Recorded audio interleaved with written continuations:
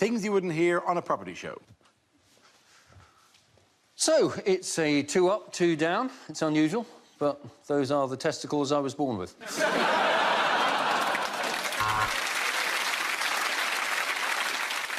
Welcome to the show. We'll be looking at houses that have been designed by someone's nan. Yes, it's grand designs.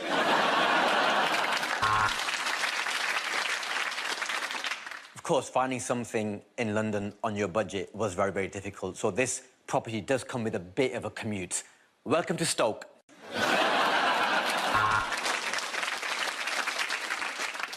All property is theft. Good night. Bit mean, but we've put together a montage of first-time buyers being told about stamp duty for the first time.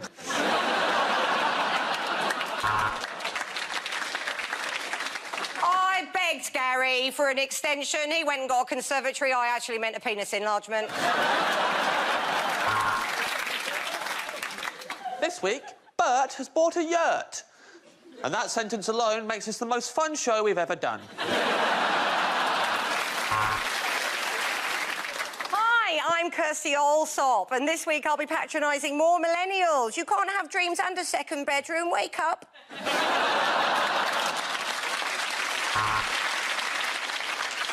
Well, this used to be a railway station, but there haven't been any trains here for nearly 40 years. It's Haywards Heath on Southern Railway. And Simon has converted this railway carriage into his very own office, just by yelling into his mobile phone like an arsehole.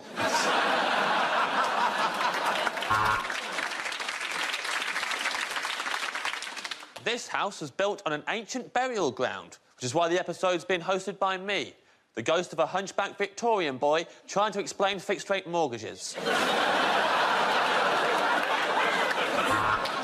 Now, this next property is about £50,000 over Philip and Susan's budget. Luckily, though, Philip's grandmother has just died.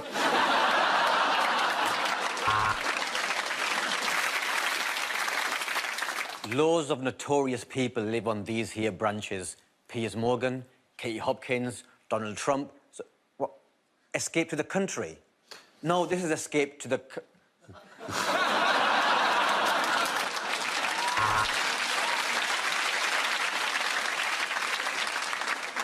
So, if you want to brighten up your kitchen, turn the light on. Susan turned her 2-bedroom house into a 10-bedroom house by putting a bed in every room.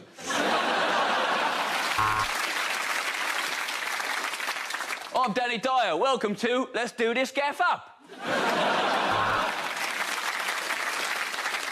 Well, there you go. Immediately, you can see how much roomier it looks without the old lady and the oxygen cylinders.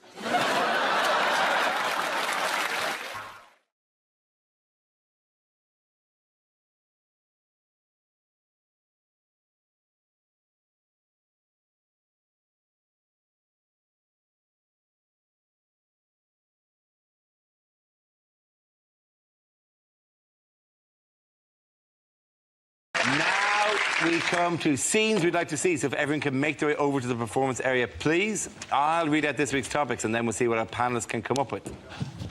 OK, here we go. The first subject is unlikely complaints to TV channels. Dear Jim will fix it. Why aren't you replying to me letters?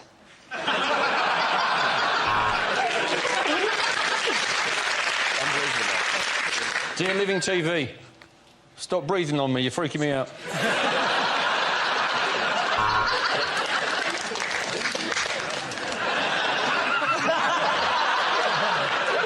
Dear BBC, I find it extremely offensive that after each scene we'd like to see, the host, Dara O'Brien, appears to emit a loud fart.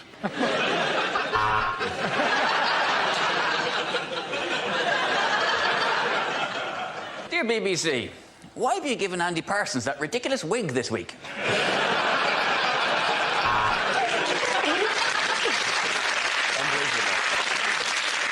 BBC, I recently saw something on the Antiques Roadshow I would like to purchase. How much is Fiona Bruce?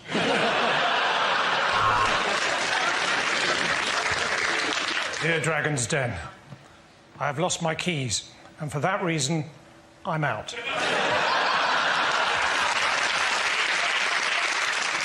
Dear ITV, I just watched Loose Women in High Definition. Please remove this option.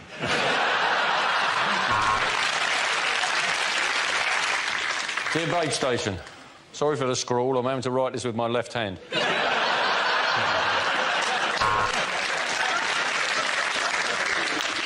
Dear Babe Station, I've watched your channel for 10 hours now, and I've yet to see a film about a pig working as a sheepdog. However, I shall persevere. Dear Channel 5, I have watched Celebrity Big Brother. I think it should be renamed Big Brother. Dear BBC, why don't you get Irish comedian Ed Byrne to do a documentary about ladies' pants?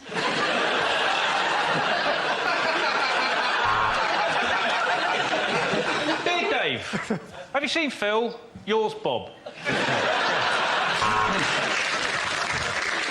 Dear Embarrassing Bodies, I'm a man trapped inside a woman's body. I got mixed up between superglue and lube.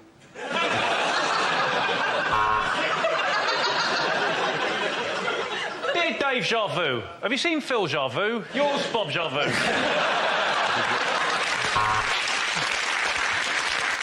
Dear BBC, where can I get one of those blurred number plates you always see on television?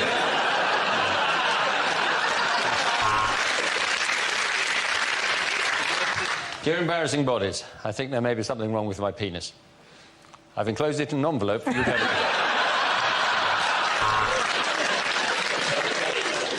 Dear BBC, why have you changed the name of Snog, Marry, Avoid to Three Men in a Boat?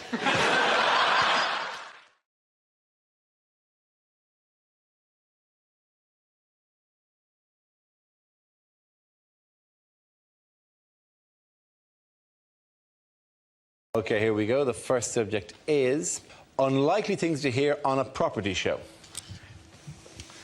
6 months in, and Mike has fallen out with the builder. There was no window there, and neither of them noticed.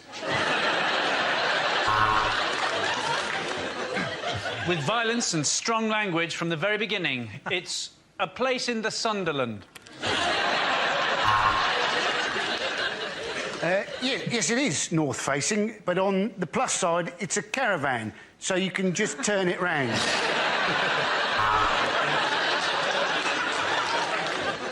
Get that fish out of here, it stinks.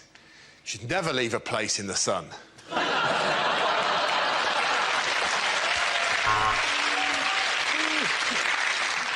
We've just 1 hour while Gina's at the shops to improve her flat in Luton. We're setting it on fire and moving it to Oxford.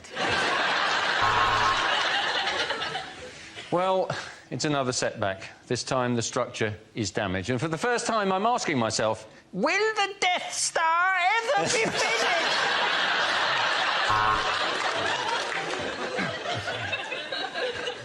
And more information on how to get together a deposit for a house can be found in our free leaflet, When Will Nana Die?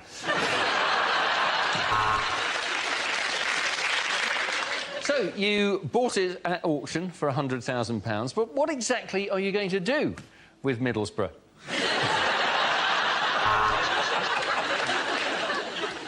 Well, what we've done is we've knocked the wall between the kitchen and the lounge down, and what that's done is killed all the people who were sitting in the lounge. The kitchen's done in a very modern style. We call it crack den. We're looking at a well-equipped council house in Hull. Fridge, oven, washing machine. In fact, this is one of the nicest gardens we've seen. This week on Grand Designs, my gran designs a house.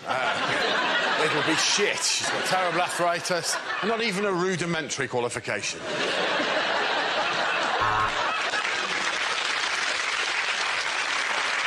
3 coats of varnish and a new rug, and Brucey is ready for his next show.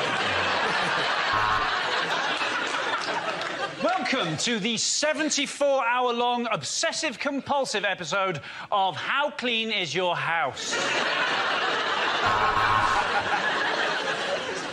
Knock it down, tarmac it, fuck 'em.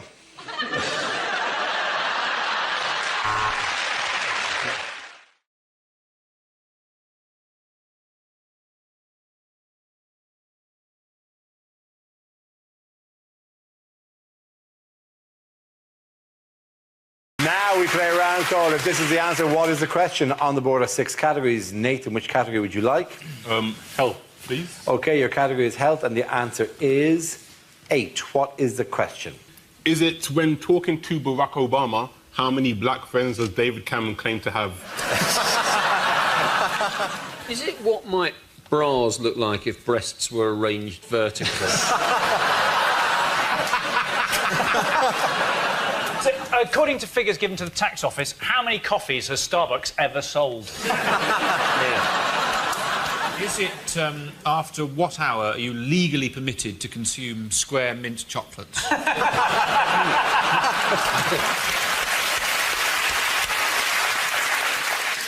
Is it how many times has Julian Assange watched the complete DVD collection at the Ecuadorian embassy?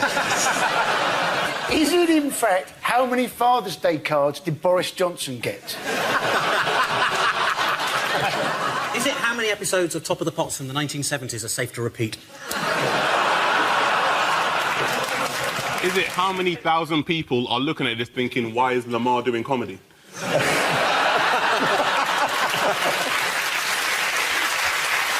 Including Lamar. Is it, in fact, how many days should this year's winner of The Voice reserve for their career? It's about the NHS. Is it, in fact, how many commandments are there now for patient care? Yes, you're absolutely right. Thank you very much, Andy Parsons. That is it.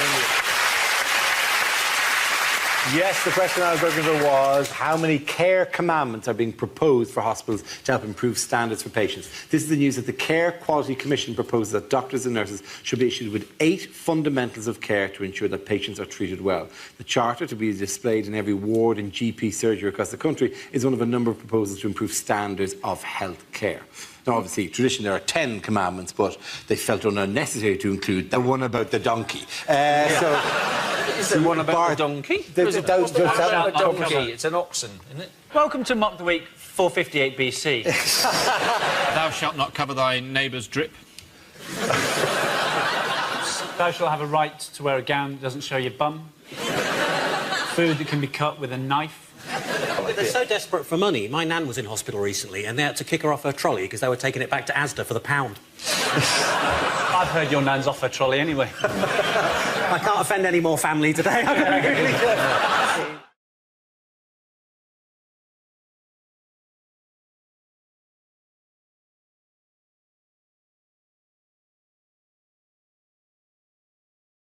An unbelievable headline. Miliband fails to look normal while eating a bacon sandwich. That was the news in the Effect that day. I like that they said his advisors stepped in.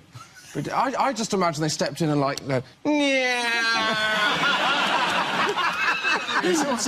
wide, Ed! I think this is good PR for him, because although they actually say that people who eat messily are very good lovers, and also they're covered in crumbs that you can use for snacks. What's it matter if you can't eat a bacon sandwich? My dad's well good at eating sandwiches, but he'll be shit running the country. He upset everyone, didn't he? Because he upset people by eating it badly and looking unpleasant, and he also upset the Jewish community, of which he is part, by eating a bacon sandwich. He's like, for his next PR thing, he's going to hold up... He might as well just hold up a picture of Margaret Thatcher and eat a packet of Frazzles on Ramadan.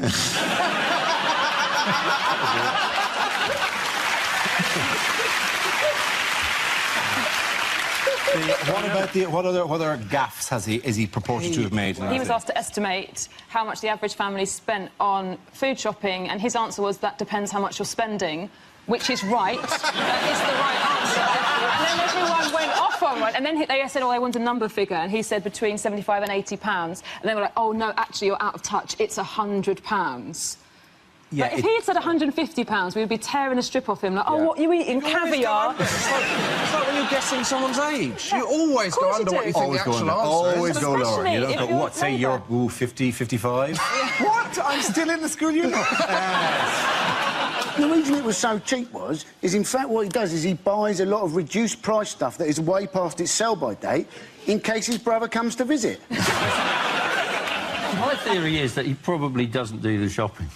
He doesn't do the shopping, and even if he does go to the shop, he probably hasn't got any money because he's always brought the wrong trousers.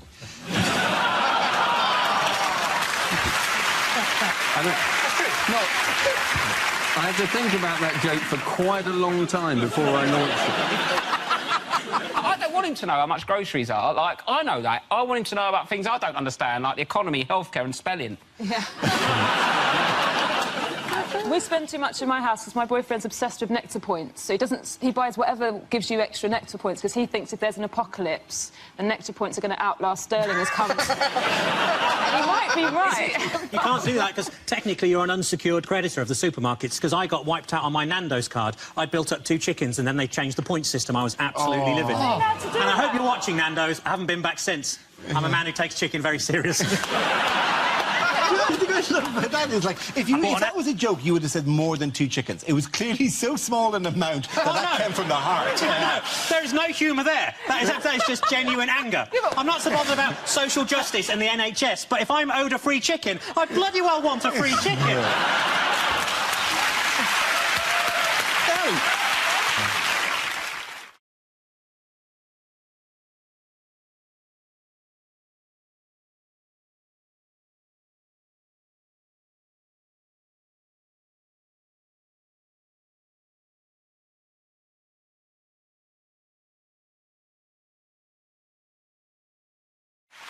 We start with a round called If This Is the Answer, What is the Question? On the board are 6 categories. Holly, which category would you like? Can we have home news? OK, home news it is. The answer is no. What? What is that going to be about, I have no idea what story this could possibly refer to. What is the question, Holly? Is it UKIP's immigration policy? Is it do Man United have a defence? Is it how should you not answer the question, did you pack these bags yourself? Is it what is the least uttered word in a porn film?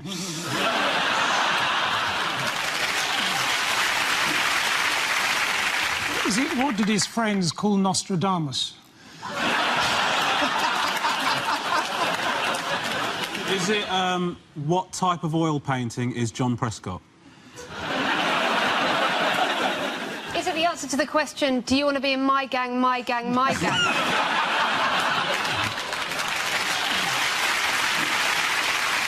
Is it can Tesco's financial director count?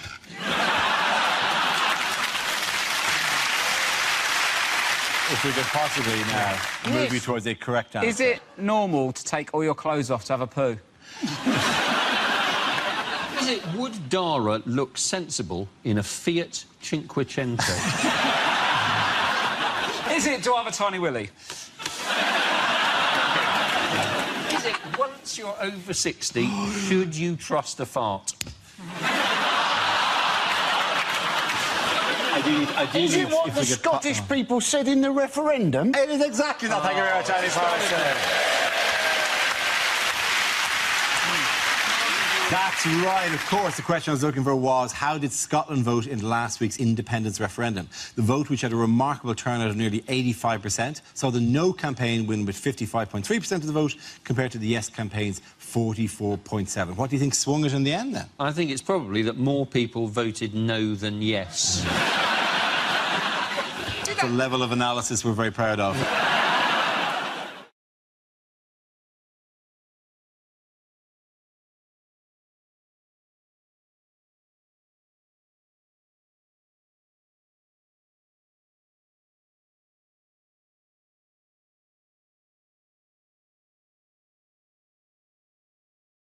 It is about ID cards.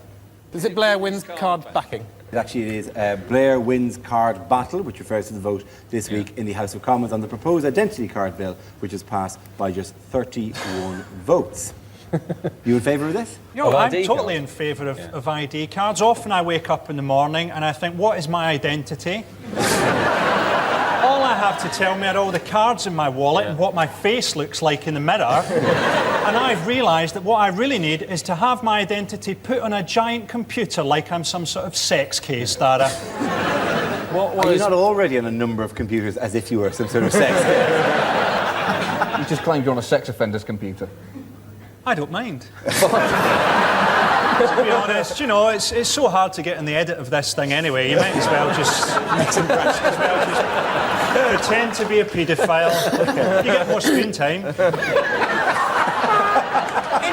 Anyone knows I'm not a paedophile because I don't have a beard. What worries me about it, and it doesn't worry me at all particularly, apart from the biometric testing of the fingerprints and the irises of your eyes, because I don't like the idea of some hairy great border guard staring into my eyes on the basis that some of them might quite enjoy it. A friend of mine actually went to Bulgaria a long time ago, but they looked at his passport, and on his passport photo, he'd actually had a beard, which he'd shaved off before he went on holiday. And so this guard sort of looked a bit confused, and he explained he used to have a beard. This guard actually went and got a bit of fur and gaffer taped it to his face. Looked at him, and then they shot him.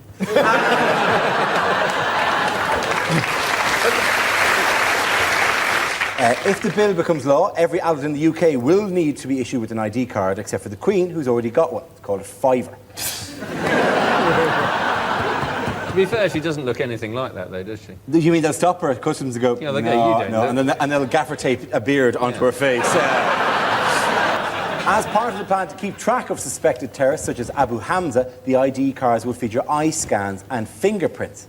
You can't help thinking there's a bit of a flaw there.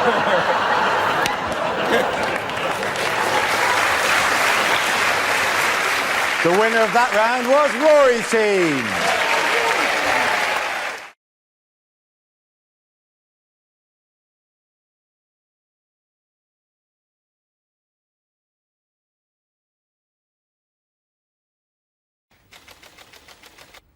Subject is the West Country. Who? Russell. How can you not love the West Country? I've genuinely seen graffiti in Bristol during the last Tory campaign. Do you remember, are you thinking what we're thinking? Somebody had written underneath it, is it, do I like what's-its? It's phenomenal. Just wonderful, isn't it? I used to live there. I've moved away from Bristol because I was near a dogging site, which is just a bit odd, right? And, all right, I wasn't into it. I was just near a dogging site, right?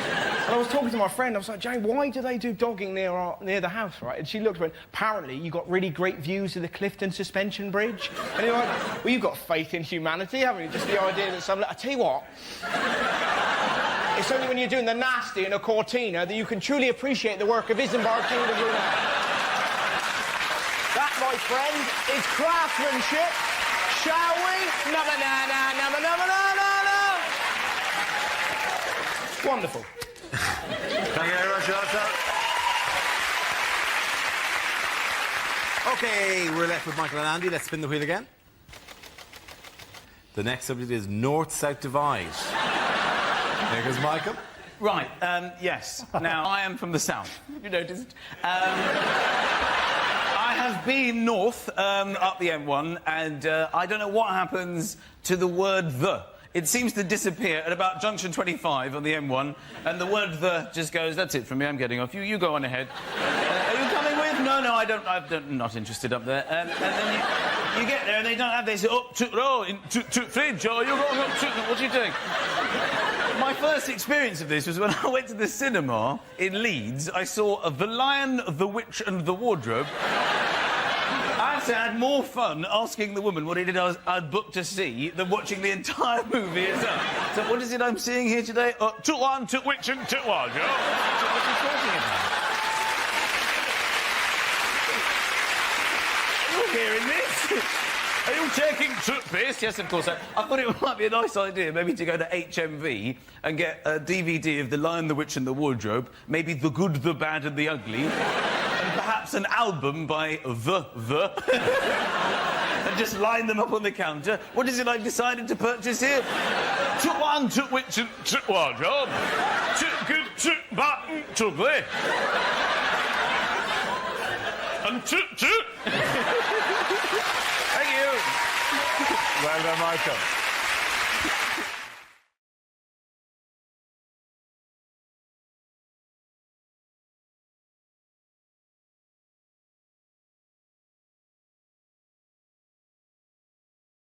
Unlikely things to hear on Doctor Who. When I was giving you a quote as your cleaner, Doctor, I was giving you a quote from the outside.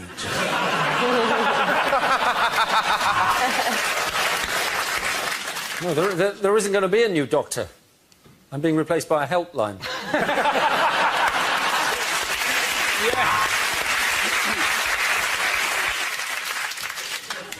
That is the last time we park the TARDIS outside the Portaloos at Glastonbury.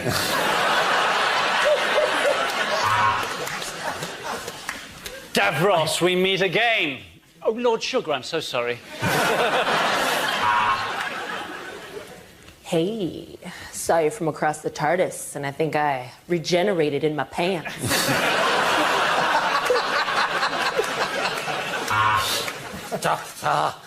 Doctor, you must help me. I think I'm a pair of curtains.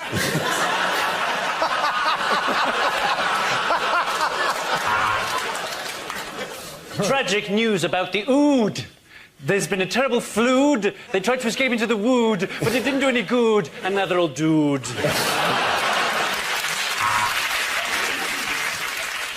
No, I'm a doctor who works for the World Health Organization.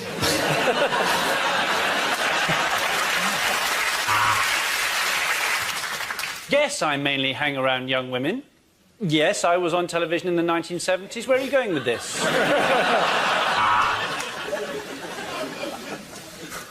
You've got to believe me, Clara. This is our best chance. Now, unzip my flies and I'll explain later. Let's go forward in time by an hour. Then we get a quid off the pizza. Now, the first thing to remember on planet Xenon is turn off data roaming. We are 10 million years in the future. H.G. Wells has just got married. You are the doctor. I am the tracheotomy patient. I am the doctor. I am 1,200 years old. And this is my assistant, who's 27.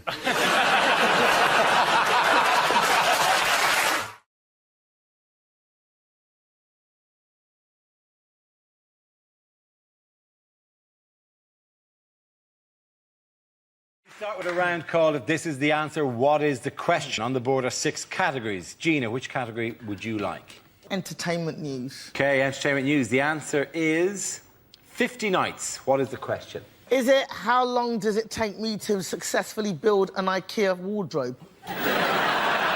Is it if an MP spent one night in a hotel, how many nights would he claim for? Is it how much of a start was Stephen Hawking given at this year's London Marathon? Oh, and so it begins! And so it begins! The show has been going 10 seconds. How many nights per year does the Queen sneak away to do karaoke? under the alias of Big Mama. Is it how many late shifts would you have to do at B&Q before you came to dismiss life as a grotesque pantomime? Is it dogs often go to fetch help when their master is in trouble? How long would you have to be lying dead before your cat gave a shit?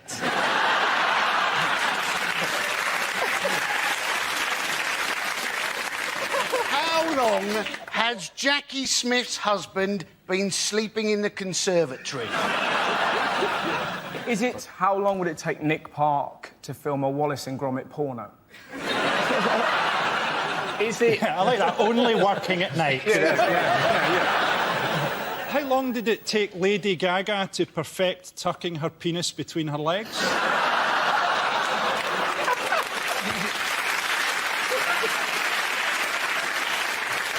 Is it which themed disco evenings have the most restrictive age policy? 50 nights.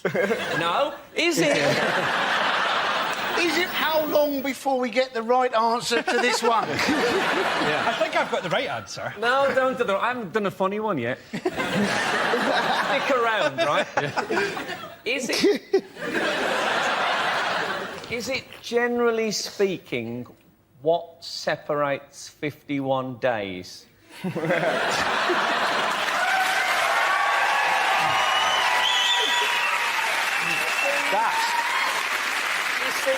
You don't have to be rude.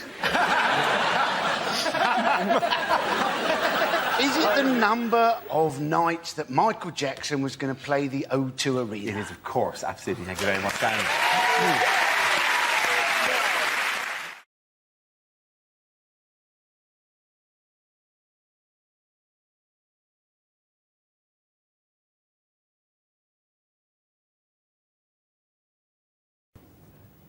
The most important thing to remember about crime is that any law only makes sense in context. Look at sport. Punching someone repeatedly in the face is lauded in boxing, but is seriously frowned upon in table tennis. Similarly, if you come out of your corner in a boxing round bouncing a little ball on a bat, it's going to be literally seconds before you're staring at some lights. Furthermore, Moses. Now, there's a man who'd be on pretty much anyone's list of top 5 Jews. But think about it. When he led the children out of Israel, he was technically guilty of 3,000 counts of abducting a minor, bush arson, trespassing, and abducting the sea. And yet he walks free today. There really is no justice. Well done, John. Very good. To Dan. OK, the subject is alternative energy sources. Who's going to come in? John.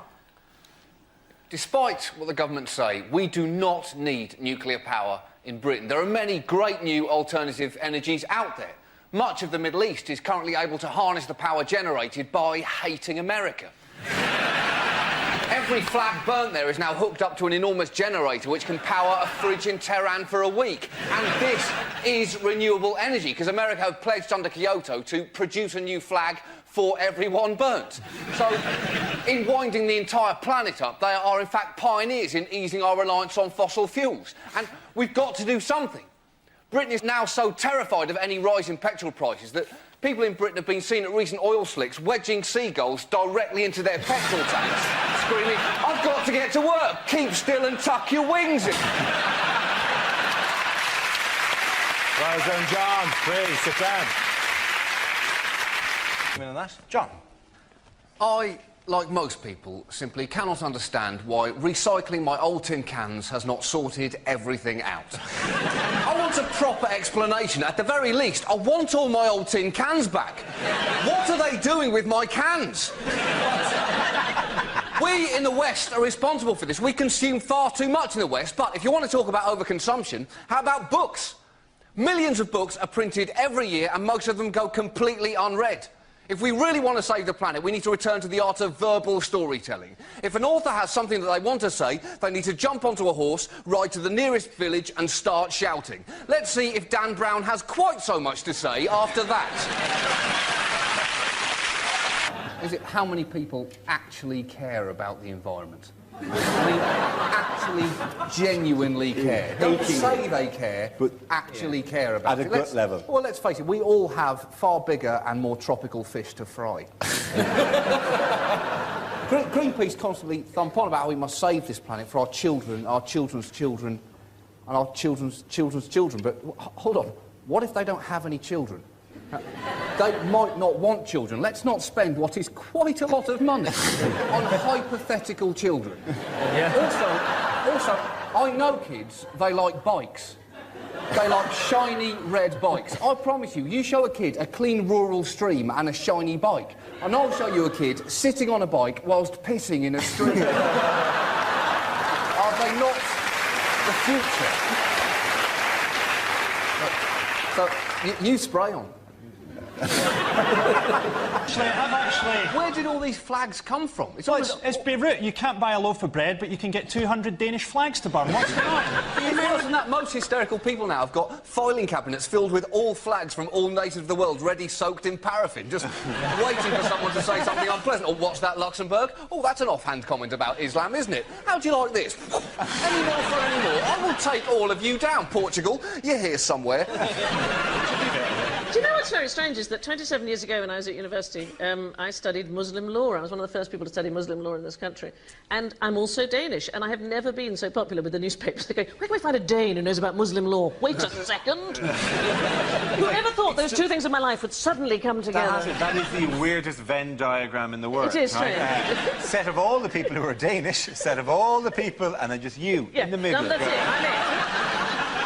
I'm the one. Yes, Yeah. in the shaded area. Yes. It's just... The Danish paper said that all they were trying to do was test extremist Muslims. You think, oh, well done, that was a fantastic idea. It goes right down with the whole kind of whether a bull can pass the whole red rag test as it's waggled in front of its face, or testing how hot a fire is by shoving your hand into it and go, oh, it is hot, I have burnt my hand, I thought I would, but it's nice to know that, it's nice to be sure. I'll check again. Still hot. Yeah, still hot. In these volatile times, ow again.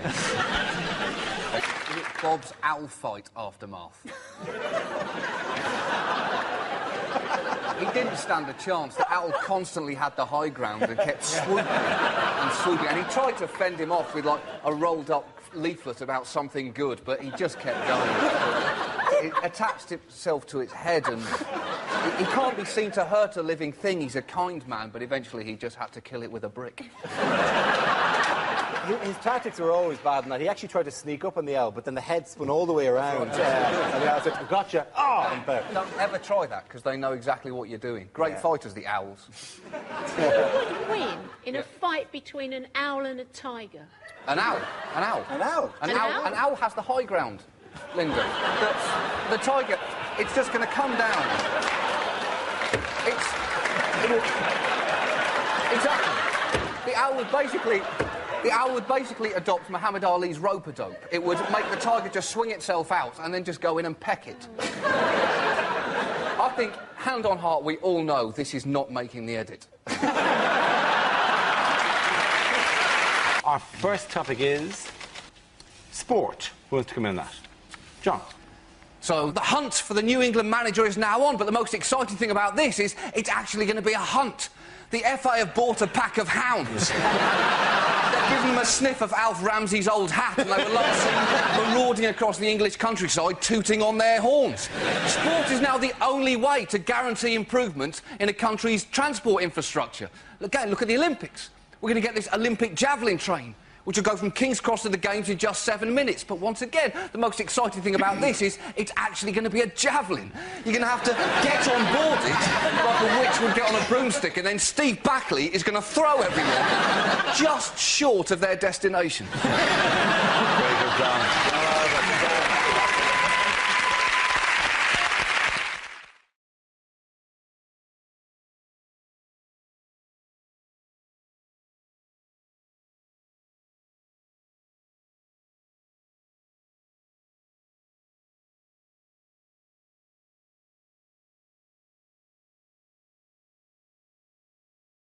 What did the Bank of England unveil last week? I think it was a new fiver, wasn't it? This is the new fiver, my friend. This is the new fiver. Make it rain. Oh, yeah, I never thought of doing that. Like, oh, yeah, fiver. Yeah. Oh, actually, You're making it drizzle. Hang on, that's it, isn't it? That's the motion. These were lent us by the bank for, you know, interest in Satirka, not for me to go, baby. It's literally the worst rap video of all time. Never see Snoop Dogg and Dr. Dre fetching the money they've just thrown. Oh, honey, yeah, £30. Does that make your dreams come true? Oh, this would be terrible. Imagine, because they're actually they're plasticky and clear and see through their polymer notes, which means you could actually go to the laptop and go, I can see you. I can see you. Can you see my money? Imagine that, cashier. I can see you. I can see you. Just pay for the condoms and leave. The testing that they put them through, they said they dipped it in tea for, you know, all those times you mistake a fiver for a hobnob. I often do that when I'm taunting younger comedians. Oh, really? I eat my fibers. It could be they realised the recession was caused by people leaving fivers in their jean pockets, putting them in the wash. Fivers only last they only rarely last 5 years, a £5 note. So, yeah, they you're thrifty, aren't you? Yeah?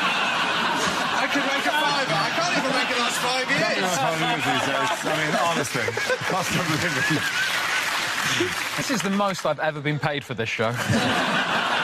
You can't rip it, can you? It's very difficult to tear. Very Awful difficult to burn. news for magicians. That'd be so irritating, actually. Make it toing. Oh, come on. Sign it for me. Oh, is it here? Toing. Ah, come on.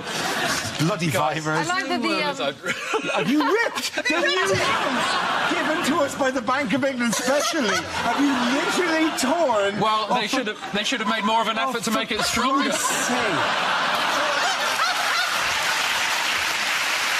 Back to the drawing board, guys. Can I ask if that's actually allowed? Because one newspaper went mad about the fact that you were defacing the Queen, and then they said of all the indignities Churchill has suffered, being scrunched up, dipped in tea and Ribena is the worst. And I was like, surely it's the nodding dog commercial. Is that less dignified? Oh, yes. We shall fight them on the beaches. Okay, so those are the fivers, yes, please, if you can. Guys, bad news, I lost mine.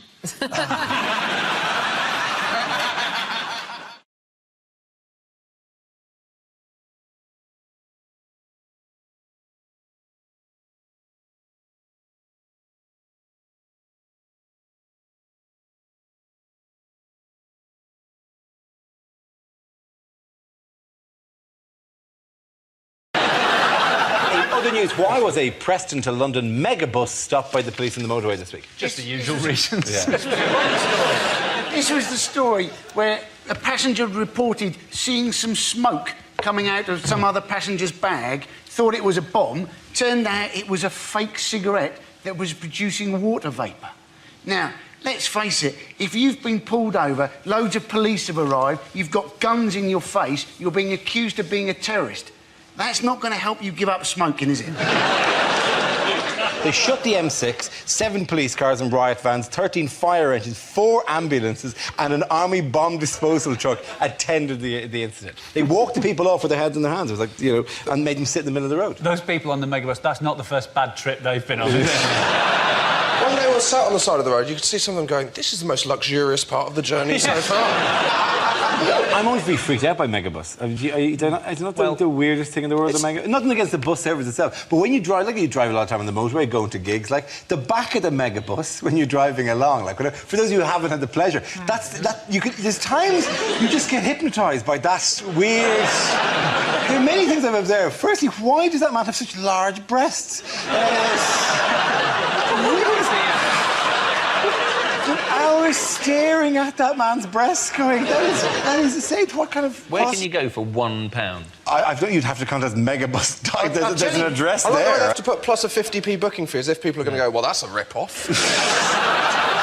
I walked in here with this in my hand, expecting to be transported to a faraway land. Then I find you want more money off you? Screw you, Megabus man. And a big yellow man with enormous bazongas looks disappointed behind the counter. Oh. That is the I apologise to the room. I know that when you're disappointed, you don't go, I am disappointed. Well, Megabus represents the top of the list of the decadence of the West, is it? Yeah. We will bring the West to its knees. Middle-aged women from the North will no longer be able to go to matinees at the West End. Students shall not visit their girlfriends in faraway towns. Do you think when they were dragged off the bus and they were all sort of sat around it, they were still close enough to the bus to be able to use the free Wi-Fi? They can email the photographs of their own terror alert. The other really irritating about this for the entire... In my ear, constantly, people are going, wear the hat, wear the hat, wear the hat, wear the hat. Yeah, they gave me a yellow hat because they think I look like the Megabus guy.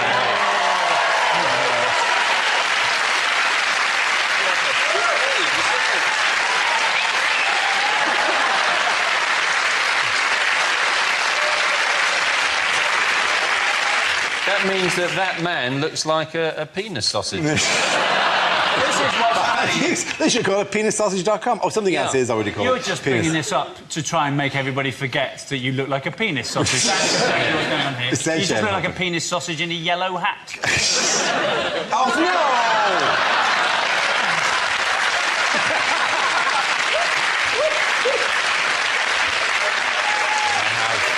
I have lost ownership of the joke now. Somebody's got another new Twitter avatar. OK, Grant, at the end of that round, although I should get the points myself for the assault to my dignity. Ladies, at the end of that round, the points go to Chris Hugh and Milton!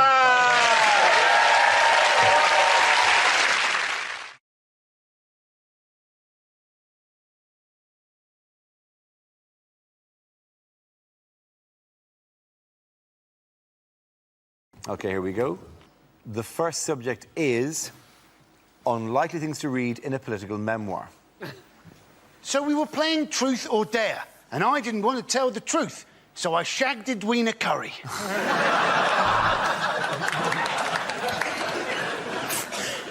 Big Ben struck 12 and stopped. Thank God. My buttocks were on fire.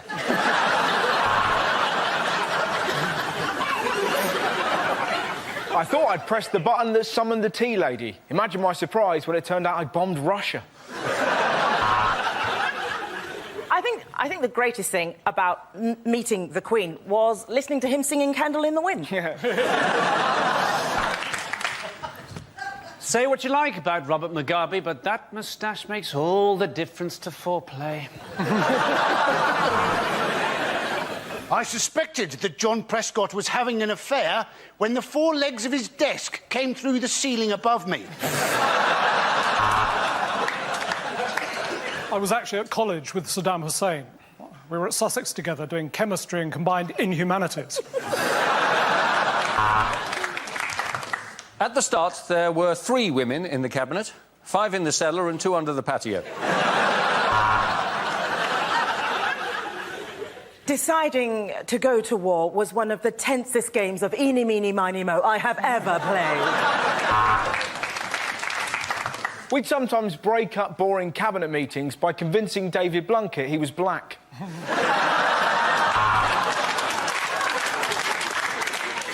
Oh, when we got into Bosnia, the first thing we did was get the United Nations troops setting up trestle tables with plates of cheese straws and sausage rolls.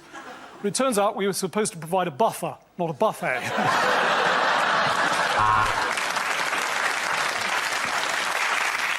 John Prescott, a book by me. Take that, you bastard, he said. No one fucks with Mahatma Gandhi.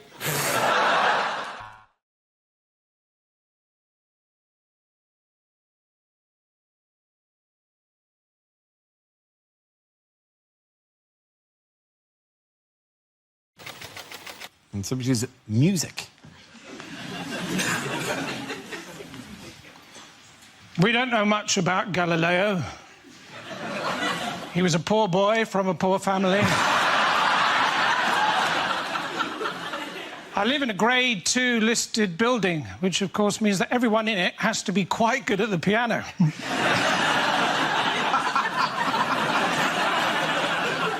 I'd like to take the band ABBA out for lunch, and if I could, I would, my friend. For Nando's. Like a school. You are looking at a very proud Canadian who's very proud of the education system in Canada. No, I was horrible in school. I failed math so many times I can't even count. I preferred French over chemistry because the chemistry teacher and I just didn't have any, rapport. One teacher said I'd be a better student if I spent less time flirting. I immediately jumped off his lap. One teacher used to always say I wasn't very observant, but you know what? That was his or her opinion.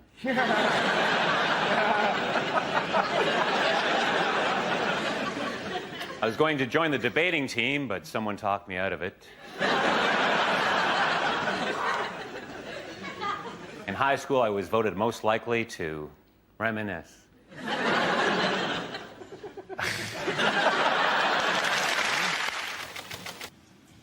OK, the topic is health. Where you go? I'm a lot sportier than I might look. In fact, I picked up a little niggle at the gym the other day. I mean, he pronounces it Nigel. I had a very stressful journey getting here today. All the way, this lorry driver was right up my arse. But it was nice of him to give me a lift.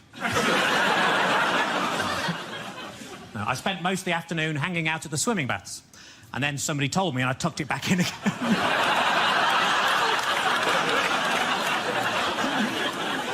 I put on a lot of weight recently, so I rang up Weight Watchers. I said, it's an emergency. Can you send somebody round? And they said, yes, we can. We got loads of those.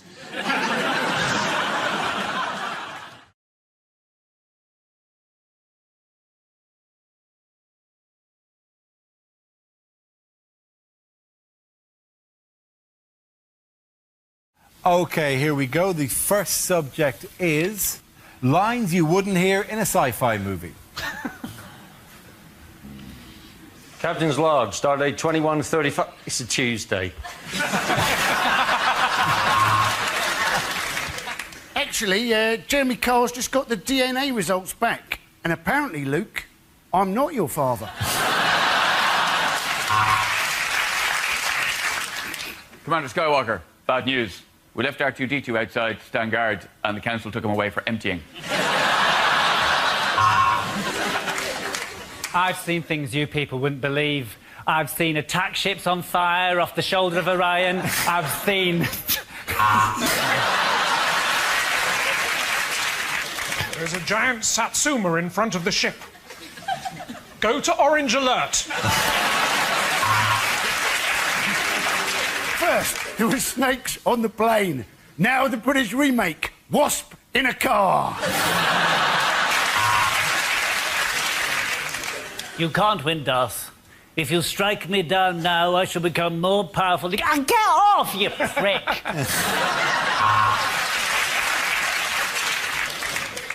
What is it, Captain? I've never seen anything like it in my life. Of course not, Scotty. It's the sun.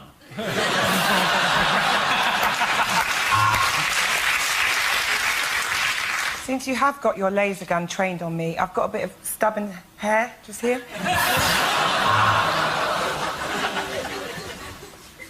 Permission to beam down to the Forbidden Planet. No.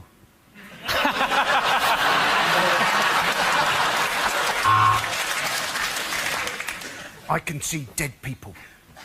That's because I'm watching UK TV Gold. Here are the sci-fi football results. R2-D2. C-3P. 0.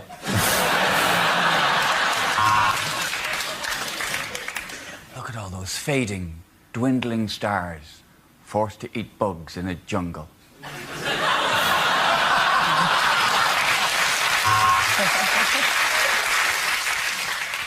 If you leave our protection, you will almost definitely die. Scotty, do you still want independence?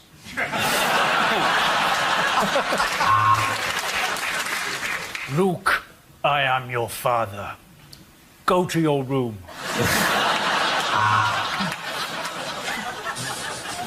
Captain, I don't like it when you call me Spock face.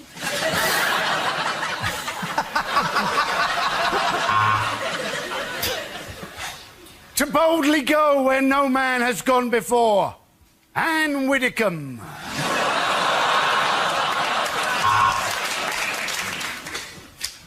How many Klingons does it take to change a dilithium crystal? 10. 1 to change it, and the other 9 to chastise him for performing such a menial task when he's a member of a proud warrior race.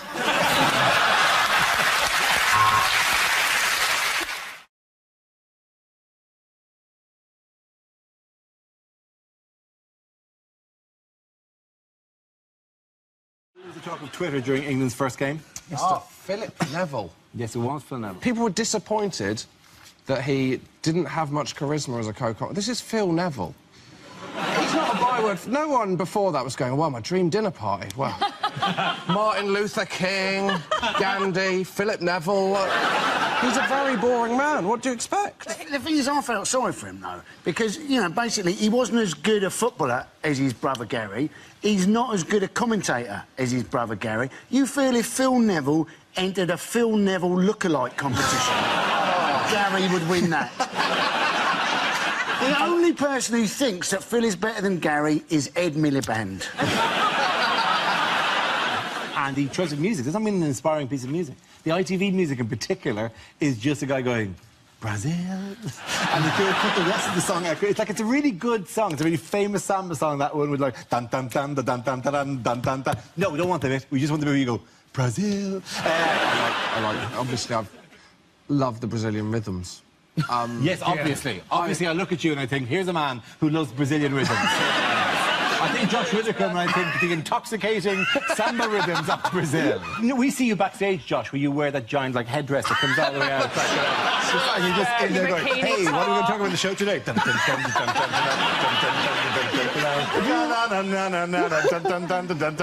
cheeky look in your face. Well, I'm looking forward to when they watch this bit of the show and then get you in for the final. It's going to be brilliant, isn't it? You sambling across the ITV studio. If they flew me to Brazil for the final, I will wear the headdress. I am dun dun dun dun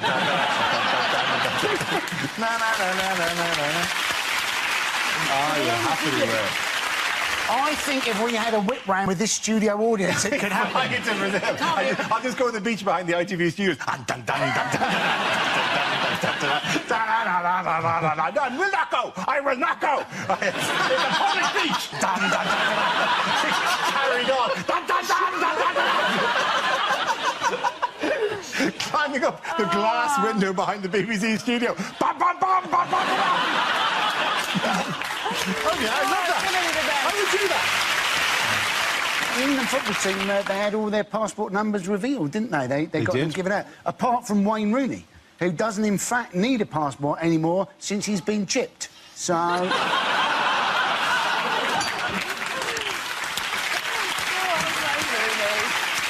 I feel sorry for him. Wayne Rooney could have half an hour ago scored like a blistering hat-trick and be the most greatest, most beloved man in the country, and we're here still peddling the old stereotype about Wayne Rooney.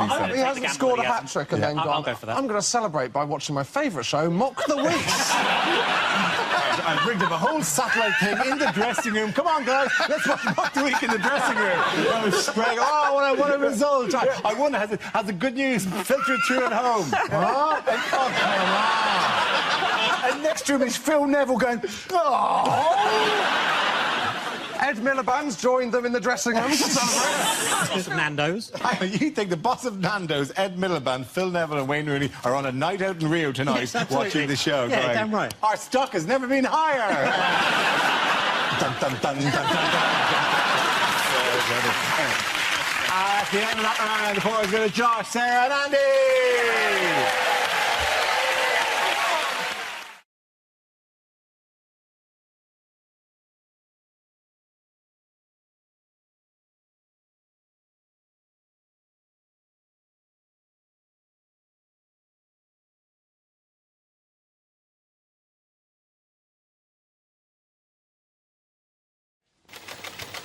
The next subject is technology.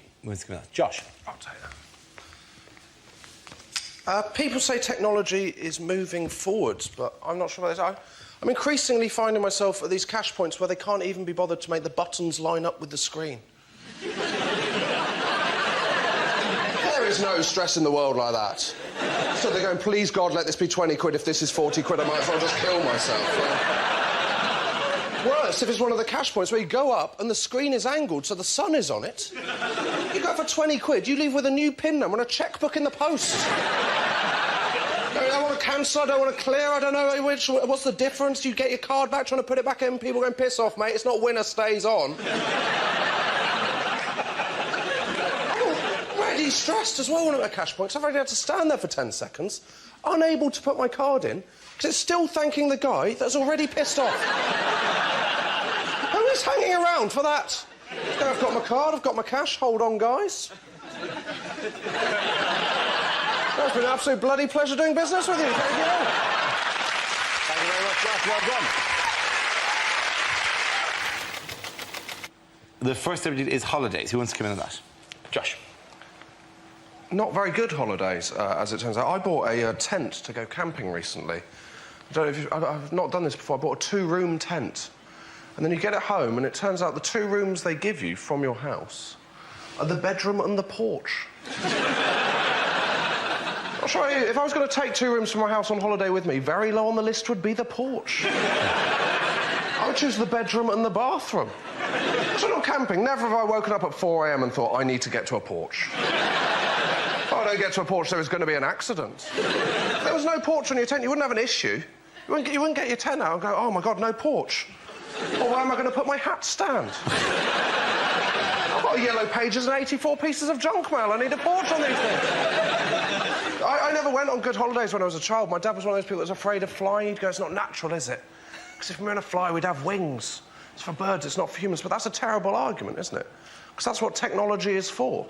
Helping you do things you couldn't do otherwise. If you give him a bottle of wine, he doesn't go, well, I'm not opening that because I don't have a curly finger. The first subject is catering. Anyone's given that? Josh. My favourite place to eat is the breakfast buffet in a hotel. Because at a breakfast buffet, I will eat absolutely everything. That's the rule, isn't it? At home, I will have cereal or toast for breakfast. At a breakfast buffet, I am having cereal and toast as my starter. In combinations you would never consider at home. Coming back and what have I got? Well, 8 hash browns, topped with some Dutch cheese, actually. I have 4 pain au chocolat, 6 croissants, some segments of a fruit I've never heard of, and 12 of the smallest orange juices you have ever seen in your life. I eat so much at breakfast buffet, I'm so tired, I have to go back to bed. And then sleep through to my next breakfast buffet. I'll be mixing the cereals, going crunchy nut cornflakes with shreddies. Who do I think I am, Heston Blumenthal? You've got to do it, don't you? It's like when you're in Nando's, they give you the plastic glass to pour your own drink. I think, well, I'd be an idiot not to make myself a spranter in this situation, wouldn't I? What am I having? Having a Sprocofola, actually, yeah, all of it. What did it taste like? Utter shit, absolutely terrible. And the first subject is identity. Who wants to come in with that? Josh. I had to sign for a parcel recently. That's got a lot more difficult, hasn't it? It used to be simple, didn't it, when you get a pen and a piece of card. Now you're given this kind of digital screen and plastic stick. And all you can do is some kind of zigzag up and down line. That bears no relation to any signature that has ever existed ever. Is that your signature? No! It's like the mark of Zorro. Is anyone checking this at the post office going, I've got bad news? Zorro is back. And he's signing for every parcel in the United Kingdom. I struggle filling in these forms, but I filled in the census last year. My favourite question was on the final page. There was a question that said, please fill in the details of anyone that doesn't live with you but stayed over on the night of March the 23rd. That's going to be very awkward if you've just had a one-night stand, isn't it? Good morning, a few questions.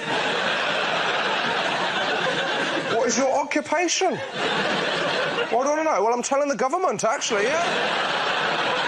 It's not the kind of thing you can just drop in, just go, morning, do you take sugar in your tea? Also, would you describe yourself as Caucasian? Our next subject is charity. Who wants to go with? Josh Whittaker.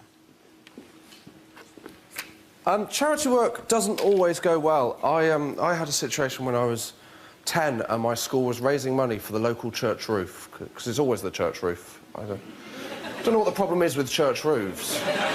Well, they're spending the money elsewhere. You're going, yeah, well, the roof's ruined, but we've just installed a hot tub, so come and praise the Lord in there. We all had to do different things, and me and my best friend Thomas decided what we were going to do. We were going to walk the 3 miles to our nearest market town, wearing Wellington boots full of custard, right? We thought this would be good. And it would have been good, but for one small issue, which was when preparing the custard for the Wellington boot, my mum didn't think that we might want it served at a lower temperature.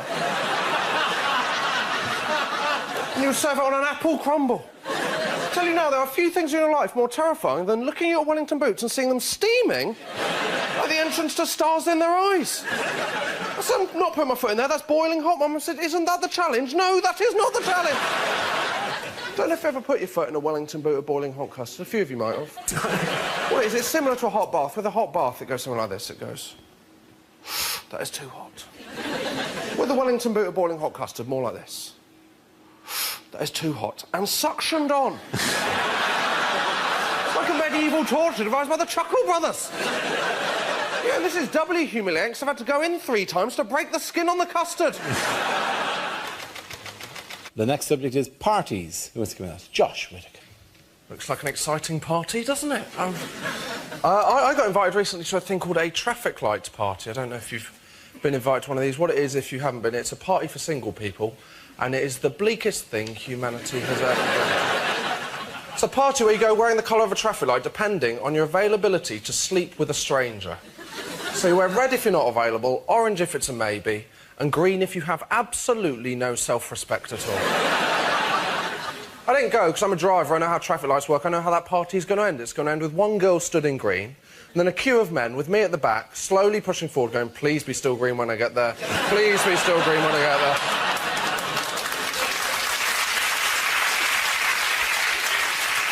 Also, I'm a driver, I've driven with people. When they see orange, they'll just go, well, that's essentially green if I go out fast enough, isn't it? Who is wearing red to a traffic light party? If you're wearing red, you do not need to go to a traffic light party. What are your other options? Turning up at A&E and going, no, I'm fine, I just want to watch the carnage of others. Thank you very much. Thank you very, very much. Well done, Josh.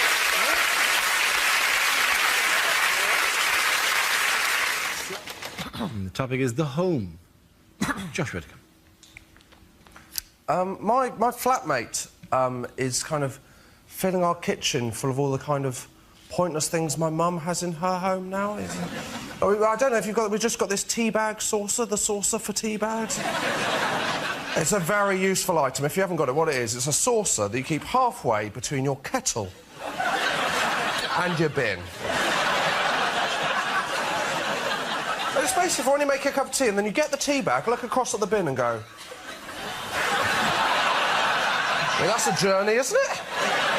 I mean, that's 3 or 4 yards. I mean, I need a stop-off. That's like driving to Leeds. I could die of tiredness. Then you walk halfway, put your tea bag down, go back, pick up your cup of tea and walk past the bin and out the kitchen.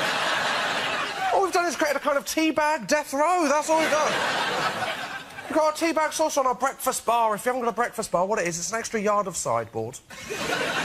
And it's for eating your breakfast. It's when you wake up in the morning, you want to eat your breakfast, but you think, bloody hell, it's too early for a table, isn't it?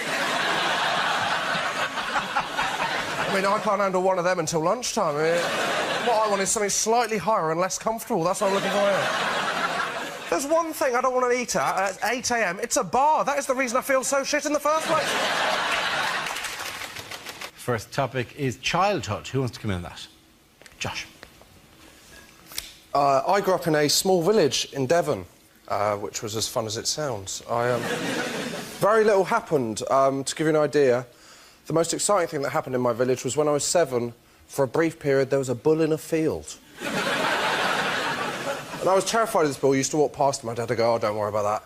He's more scared of you than you are of him. And I used to think, no, he isn't, mate.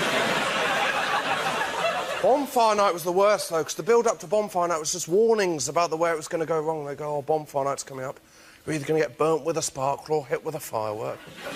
My favourite was on Blue Peter every year. They'd have the same warning that applied to no one in Britain. Every year they go, oh, bonfire night's coming up, and if you do own a pet tortoise...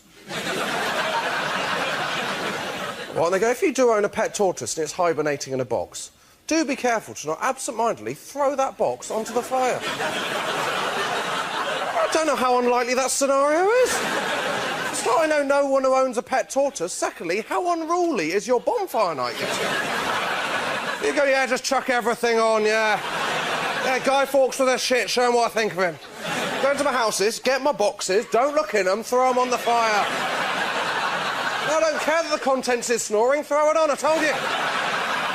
2 months later, you walk around your house going, where the hell is Sheldon? The warnings there were wrong. The warning on sparklers, it'll burn your hands. That happened to no one. The warning on sparklers should be, if you're planning using a sparkler, do be aware you will do the same 3 shapes you did every other year. Zigzags, circles. Go on then, I'll write my own name. That is it every year. We used to have those home fireworks displays when they'd be terrifying. Most people were interested in health and safety. My dad didn't bother with that. He'd just go, well, you know, we've got 6 fireworks, the cat's got 9 lives, we're going to be fine. We'd be firing off fireworks towards the village like we declared war, and then the whole thing would climax with a Catherine wheel nailed to a gate failing to go off. My dad creeping up on it, us going, Dad, you're not meant to go back to a lit firework. Him going, don't worry about that, it's more scared of me than I am of it, it'll be fine. Thank you very much, Josh Whittaker. The first subject is food. Who wants to come in on that? Josh. I'm not a fan of people that are pretentious about food, the kind of people that pretend they like dark chocolate. And by that, I mean anyone that claims to like dark chocolate, because no one actually likes dark chocolate.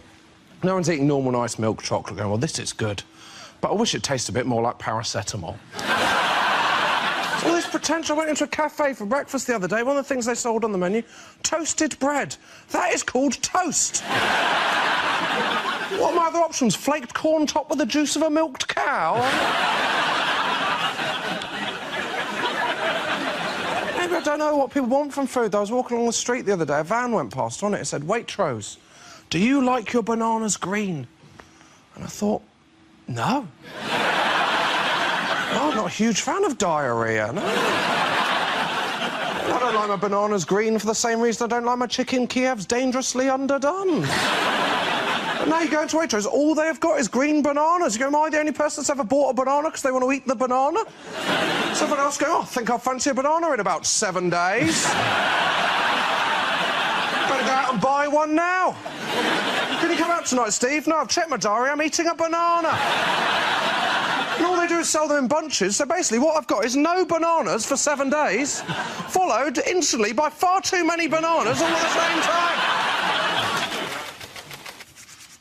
The first subject is weather. Who wants to come in that? Josh. My parents live in Devon, where they had these storms earlier this year. I got a very strange text off my mum just before the storms. Just said, Josh, just so you know, the storms are on their way, so I've put the wheelie bin in the shed. I'm not sure what I'm meant to do with this information. I wasn't going, oh, thank God for that, I've been worrying. That's not what you do before a storm. Go, should we get the kids inside? No, no, no, get the wheelie bin in the shed, mate. Take another month to order one of them from the council. I'm watching the news going, terrible storms hit Britain, 14 wheelie bins are missing. I mean, I couldn't care less. I live 250 miles away. How strong are these storms that I need to watch out for the bin? The people I feel sorry for during the storms are the on-the-spot reporters.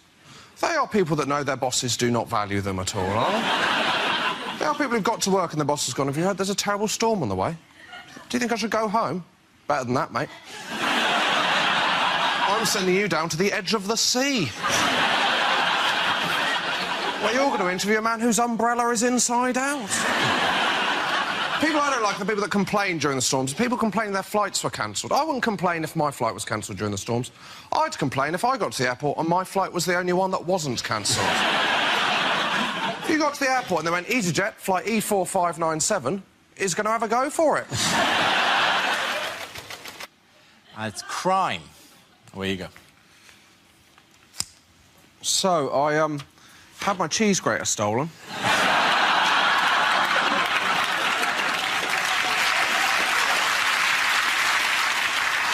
I got burgled, not for the cheese grater.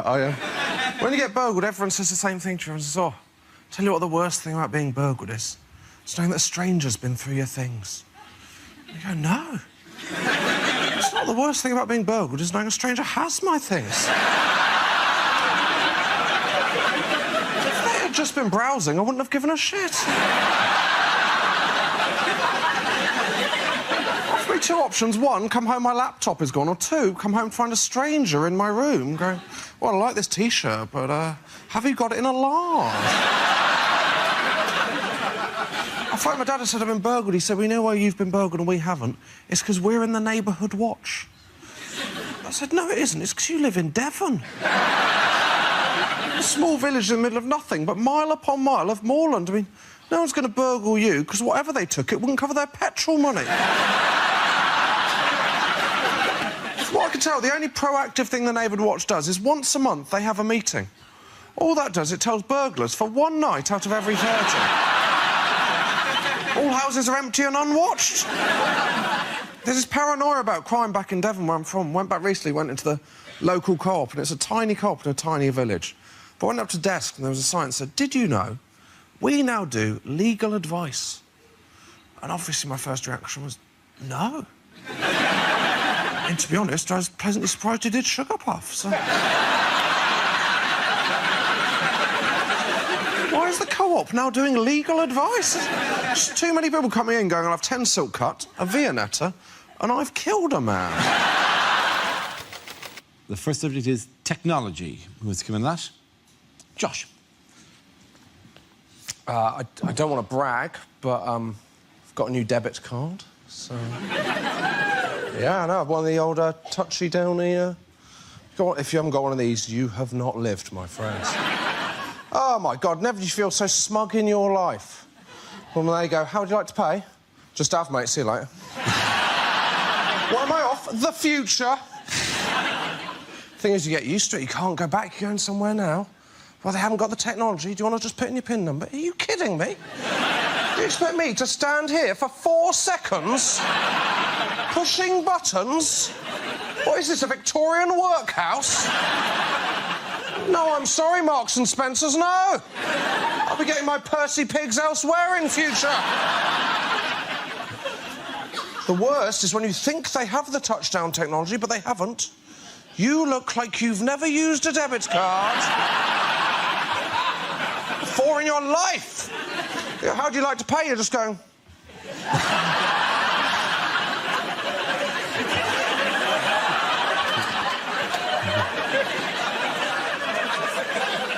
Are you having a breakdown? I don't like it when they've got the terminal and they have to ask for your permission. Do you mind if I just... Yeah, can't give a shit, mate. Just... What? Yeah, just in case he goes, do you mind if I just... Yeah, £4,000 unlucky, my friend. Enjoy your Sprite. It's the opposite of the other one I don't like, which is when the waiter makes too much of not looking at your PIN number.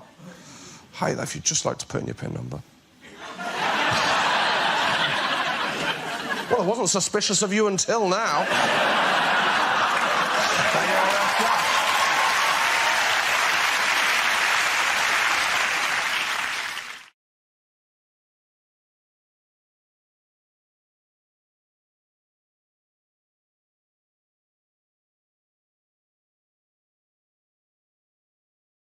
The next round is called If This Is the Answer, What Is the Question? On the board are 6 categories. Sarah, which category would you like? Sport, please. OK. Very big at the moment. Sport. The answer is 3 billion. What is the question? Is the question, how many sleeps are there till England wins the World Cup?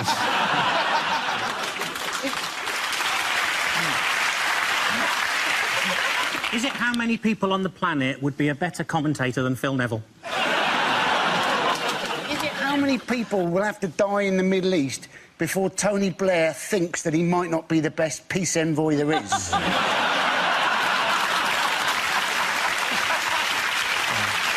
Is it what percentage battery life do I need on an iPhone to last all day?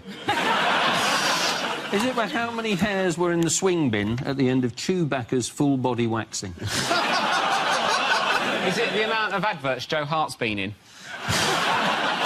Is it how many free chickens is Gary now going to have delivered by Nando's? But I would do it! You would pour yourself out for the free chickens.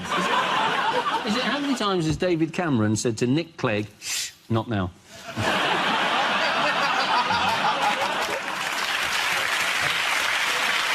OK, I'm going to move you towards a correct answer. This is how many... It's loads. It's how many people actually watch the World Cup. Yeah, you're absolutely right. Well done. Very good. Well done, sir. Yes, the question I was looking for was how many viewers around the world are claimed to be tuning into the World Cup. This is the predicted figure of worldwide viewers, with some estimating it'll reach as high as 3.5 billion. FIFA expects the tournament to be the most watched TV event ever. At the time of recording, we don't know the result of England's second game against Uruguay, which possibly determines whether or not you reach the tournament's knockout stage, and certainly determines the mood of a lot of people watching the show at the moment. So, sad face, happy. Different know where to go on this, to be honest. So, best luck, hard luck, you know, them's break. I can't stand it! Well, you can't stand winning a match as successfully as that. Yes, that's right, I love it. I'm sure the fans don't really matter what the score was, as long as everyone tried their best, right? Yeah, high five, everybody. Some things aren't worth joking about. What's the betting? Somebody said to Wayne Rooney, Uruguay, and he said, yeah, no, and Colleen's a girl.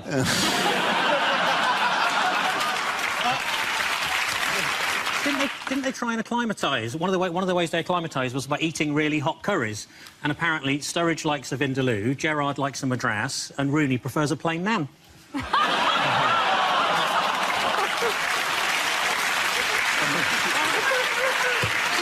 It was like 10 years ago. When are we going to forget it? Like, this show will never forget things like that. They are changing lots of things about football this year, and I think actually we could move that a little bit further. I've got some suggestions to how we can improve the World Cup. So, for instance, listen up. When someone gets a free kick, they shouldn't have to use that on the ball. They could use it on any of the other players or the ref. Use it anywhere. Also, when there's substitutions, I think that should be like online grocery shopping. Like, oh, you asked for Theo Walcott, but we couldn't find him. So we've sent you retired cricketer Ian Botham.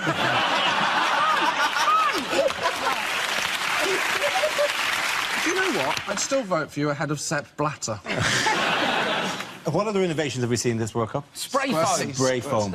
Love it. Spray foam is magic. It's so exciting, It's isn't it? really good, isn't it? Like, really because great. it's actually, I think people genuinely think it's like a wall. It magically creates a barrier. They go, oh, like they're trapped in a crystal prison. Like Superman and I can't get out of here. I'm trapped against the glass. It does disappear pretty quickly, but if you're going to put a white line in front of footballers, it's going to go. Isn't it? I'm impressed that at no point so far has anyone drawn a cock and balls with it, which you think would be inevitable. They've not warned us about it, so it just looked like he'd completely lost the plot. You know when, like, Vanessa started writing things in Big Brother? It look, I can't deal with the pressure, I'm just spraying on the ground.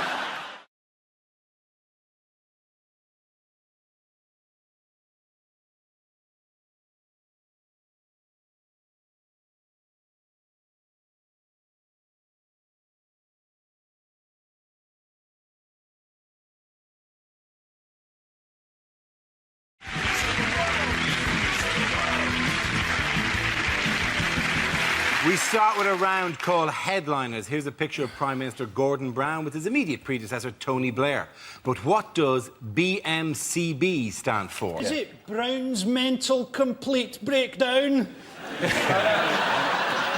Or is it just Britain's Mr. Charisma Bypass? Is it Blair makes chimp body pop? Is it Brown's man boobs captivate Blair?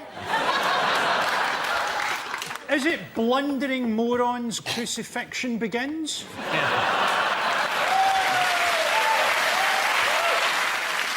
Well, is it just bollocks, my career's buggered? Sometimes that's all satire needs to be.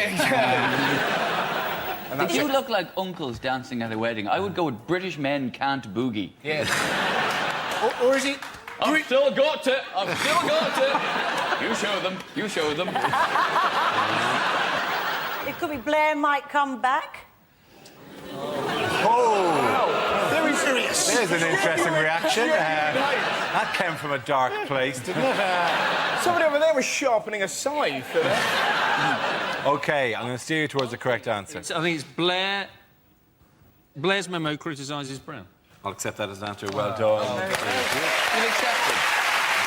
Is it the right answer or not? But what does BGMC stand for? Is it British Gas Managers Celebrate? Is it British Games Much Crapper? Is it bottled gas meets cigarette? I know this one, actually. It's Barry George, Merry Christmas. Is it bullshit generated on a Mac computer? Is it? Do you think that's how they did it? It's all Photoshop. That's why they had so many people dancing. They just did one of them and then did Control-V, Control-V, Control-V, Control-V, Control-V. It was an empty stadium with just George Bush. Is it... I've got one. Is it Bob Geldof meets Christ? Are you sure it's not barbecue's gone massively cockeyed? Surely it was in a Chinese paper. It's actually...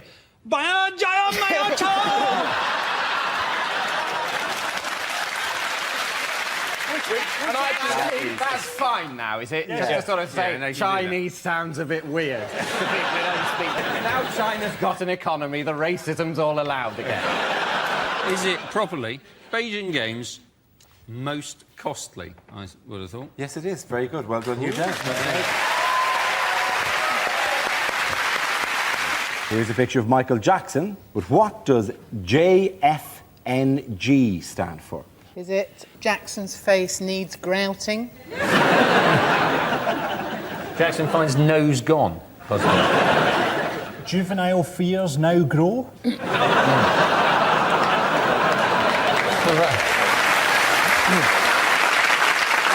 Jury found in Neverland Garden.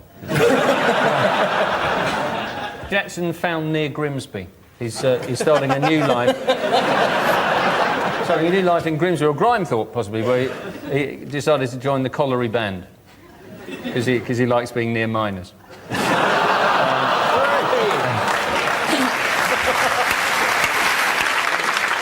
You know, he's now set up a website and a wristband that says "Make Puberty History." That's just for legal reasons. He was found innocent, by the way. No. Yeah, we're not disputing that, are we? No, I think what they meant was not guilty enough. Did you see the bit after the verdict came out when the announcer on the BBC went, "At least Jackson can now get back to living a normal life." as he rides out of the courtroom on a talking gorilla. Oh, it's back to normality.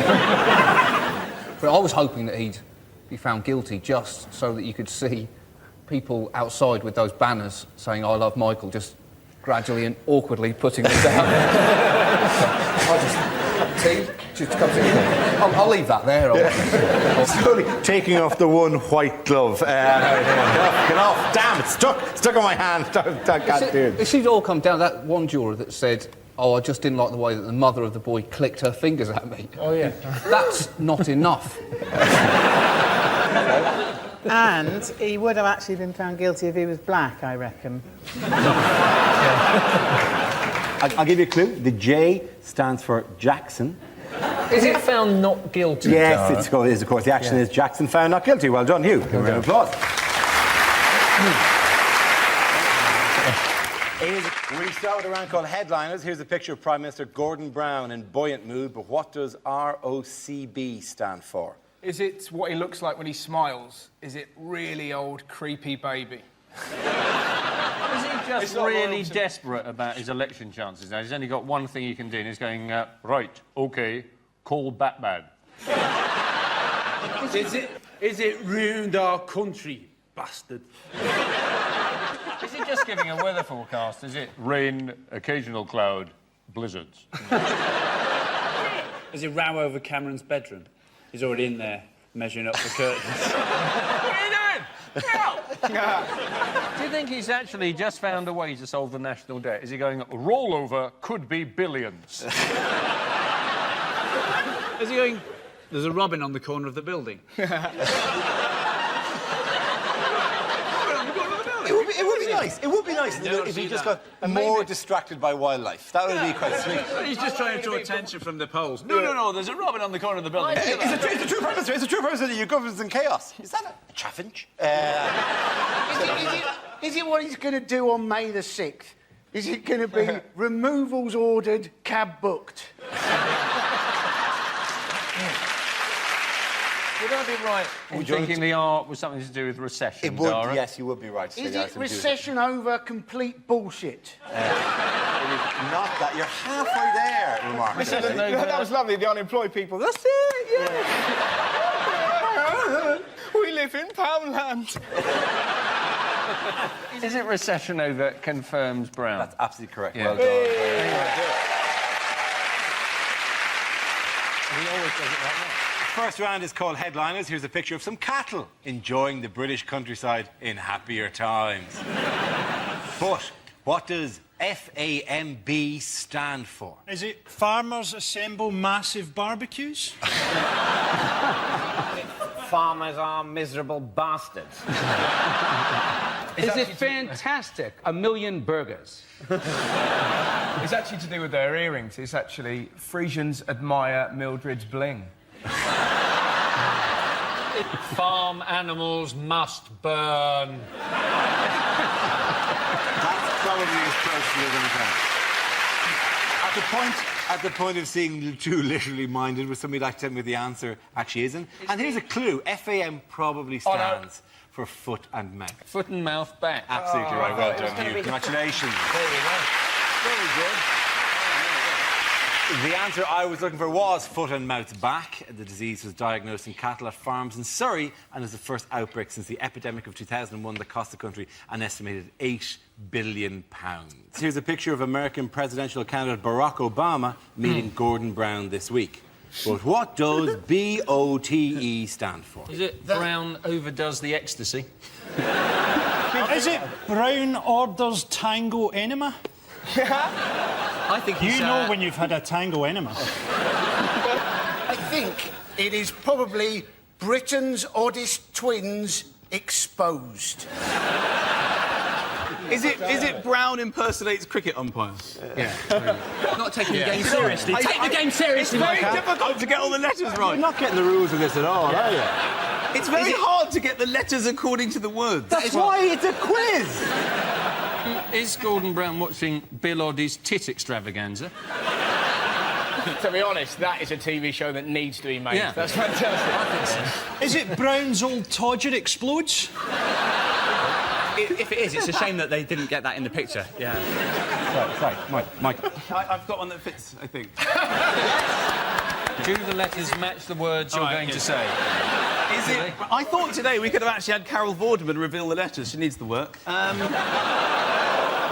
Is it Brown orders tree explosion? Tree explosion? I think there's very little we can do to help you. Is it Barack Obama tours Europe? Yes, it is. Very good. Very good. The answer I was looking for is Barack Obama tours Europe. This refers to the presidential candidate's recent whistle-stop tour. After visiting Berlin and Paris, he ended his trip in Britain, where he met Gordon Brown, David Cameron and Tony Blair. Here's a picture of the effects of this summer's adverse weather. But what does RFHB stand for? Is it Reading faces hosepipe ban? Is it Rivers flooded? Help! Batman!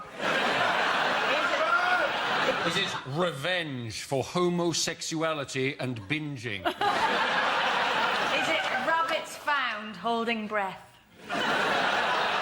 Is it rumour flooding has begun? I think it's past a rumour at this stage. I like the gentle, soft sell approach you're taking. Is it record floods hit Britain? Well done, Andy. We start as ever with our round called Headliners. Here's a picture of former Prime Minister Tony Blair recently. But what does BGBC stand for? Is it Britain's greatest bullshitter celebrates?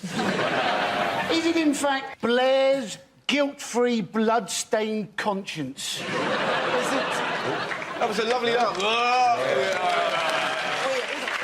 Is he just suggesting what he thinks the next stage in the world should be, the next thing that should happen? Is it bomb Germany, bomb China? Is it? That would have been an amazing turn in the inquiry. If you just randomly picked countries and went, yeah, if I was still in power, oh, yeah, you'd be gone. Hey, gang, is it Blair? Great Britain's catastrophe. Oh, I'll go there. Is it just a description of him? Is it like balder, greyer, besotted by cash?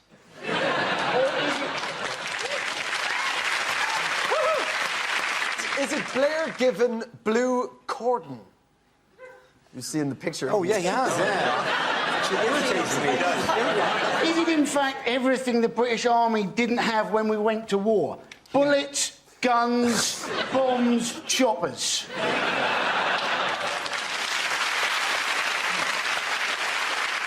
Is it Bush's grinning bum chum? Would somebody give me the answer? Blair grilled by Chilcott. Very good, well done, Andy. Here's a picture of the Prime Minister speaking recently. But what does CATL stand for? Has he just gone really straight? Is he saying, cuts and ting like? I believe that's how people... Is it CNA totally looted? Is it in fact a lot of the stores that were looted that Cameron has never set foot in his life? Cost Cutter, Argos, Tesco's, Lidl. Is it Cameron attempts tit lunge? Samantha? It's dancing. It looks like he's dancing. It's Cameron attempts the lambada. Is it Cameron's a tosser? Lol.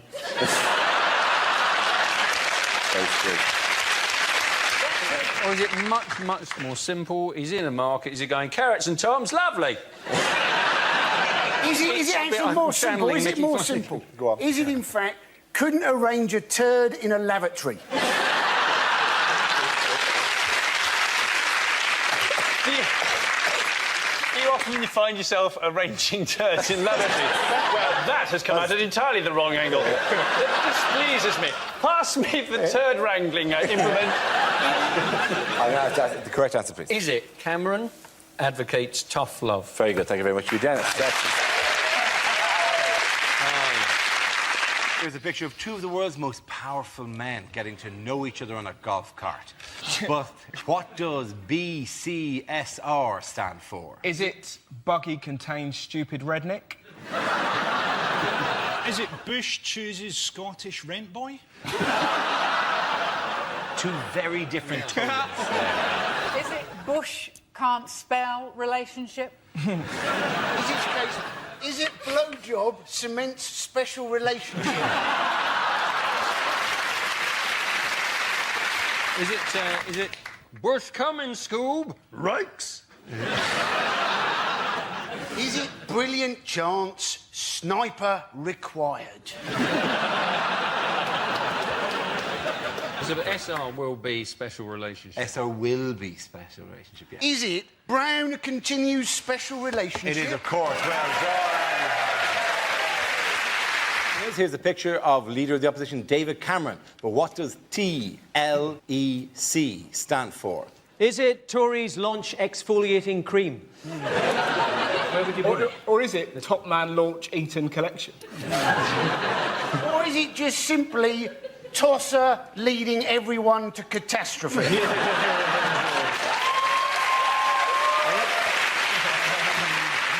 Are you not a natural Tory? Or is it Tory launch extremely Caucasian? I think the people he's shaking hands with are that actual size, and it's tiny little elf convention. The elf vote is just screaming to me. It's enormous. It is ironically, it's an enormous vote. Is it tits, lips, eyes and chin? Everything he's got done in the poster. Is it his full name? Tarquin Linus Edwin Cameron.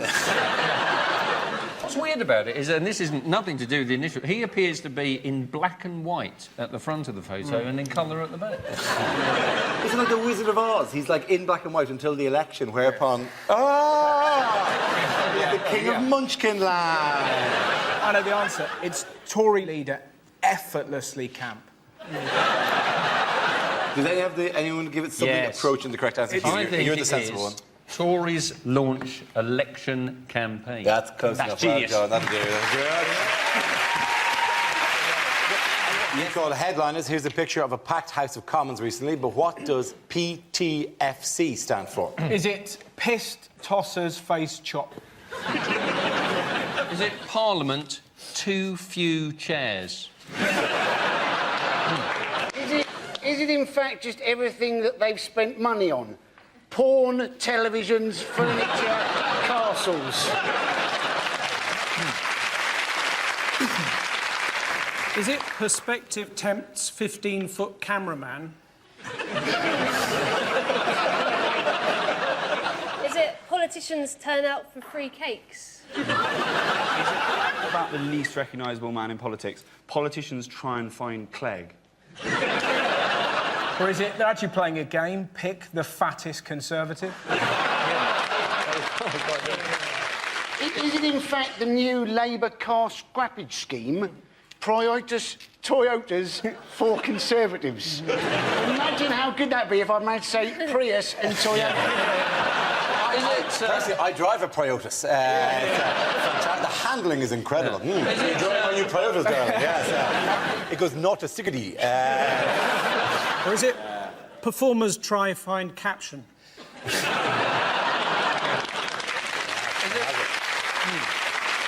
OK. The P is for payback. Payback time. Pay back the fucking cash. That was a proper cri de coeur, wasn't it? That came from the heart. I want to know which paper that comes from, because I'd like to read that every day. It's the Parsons Gazette. I mean, every article's the same. Look at these arseholes! Not that particular, but the payback, what? Payback time, 4 Commons. Well done, very good. Thank you very much. Cheers. Yes, the answer I was looking for was payback time for Commons. This is the news that MPs have been ordered to repay over £1 million of their expenses following an audit of claims dating back to 2004. How do we feel about the MPs' expenses? It just refuses to go away, this story, doesn't it? It's like thrush. Every time I open the paper, it's back. I'm fed up with hearing certain MPs say, it's legal, it's legal. So standing outside an old folks' home dressed as Harold Shipman, just don't do it.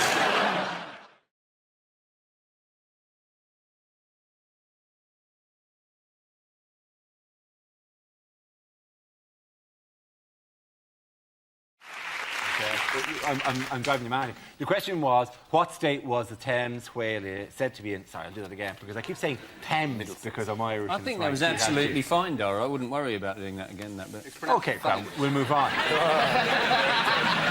It is, just to check, sorry, it is... It's Thames. That's Thames. right, Thames. It's Thames. It's the River Thames. OK, all right.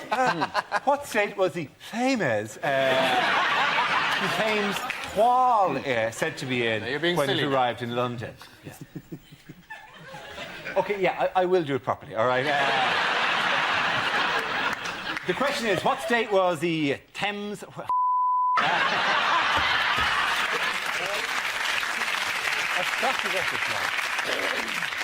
You've hit the Thames barrier, haven't Yeah, you? I have, yeah. The question is, what state was the Thames whale said to be in when it arrived in Lundon? I'm sorry. Come resist. Let's do it again. Does anyone know just the amount of shouting there is in my earpiece going, could we please move on? Could we? Is there any chance we could not do the entire recording about how Goring killed himself by first extracting a cyanide tablet from his own faeces? Is there any chance, Dara, you could take some control over the show so it's broadcastable at some stage? Could you? They're even shouting at this bit. Stop doing the bit where you mock us for shouting in their ear.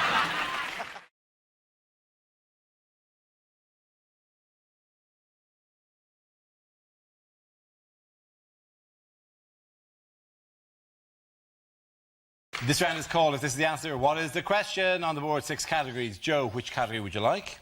Sport. Your category is sport. The answer is 250,000. Is that the amount of Iceland dinners the robbers took from Kerry Katona's house? Do you think there's a point where they came in, do you have anything other than drumsticks? Is there anything that isn't breaded? Is it what world ranking is the British tennis number 5? Is it how many calories in a Scottish salad? Is it, what position did I finish in the 1987 Henley School Sports Day obstacle race because I got stuck in the sack, but it didn't traumatise me at all. I don't even care now. Is it, if you phone up British Telecom, which position in the queue are you likely to be? Is it what percentage of people failed O-level maths? Is it... I'm gonna ask you to speed towards the correct answer. It's sport, isn't it? Is it to do with Beckham? It is to do with Beckham. How many shirts do the Americans claim that Beckham has sold? That's absolutely right. Well done, Russell. Congratulations. The question I was looking for is how many Beckham replica shirts are LA Galaxy already claiming to have sold? He's wearing that the wrong way round. He is. That's the first change. Does anyone think that Beckham actually knows he's in America? I think he just runs after a ball and all he notices is that occasionally it gets warmer. I don't think he even knows he's rich. He's like one of those cats that its owners left a fortune to.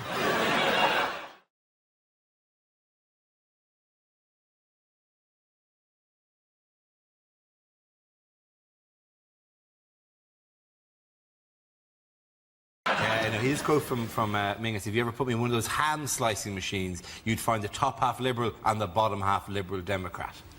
You're going to go. What an incredible thing to say. Well, A, who goes into a ham slicing machine for a start?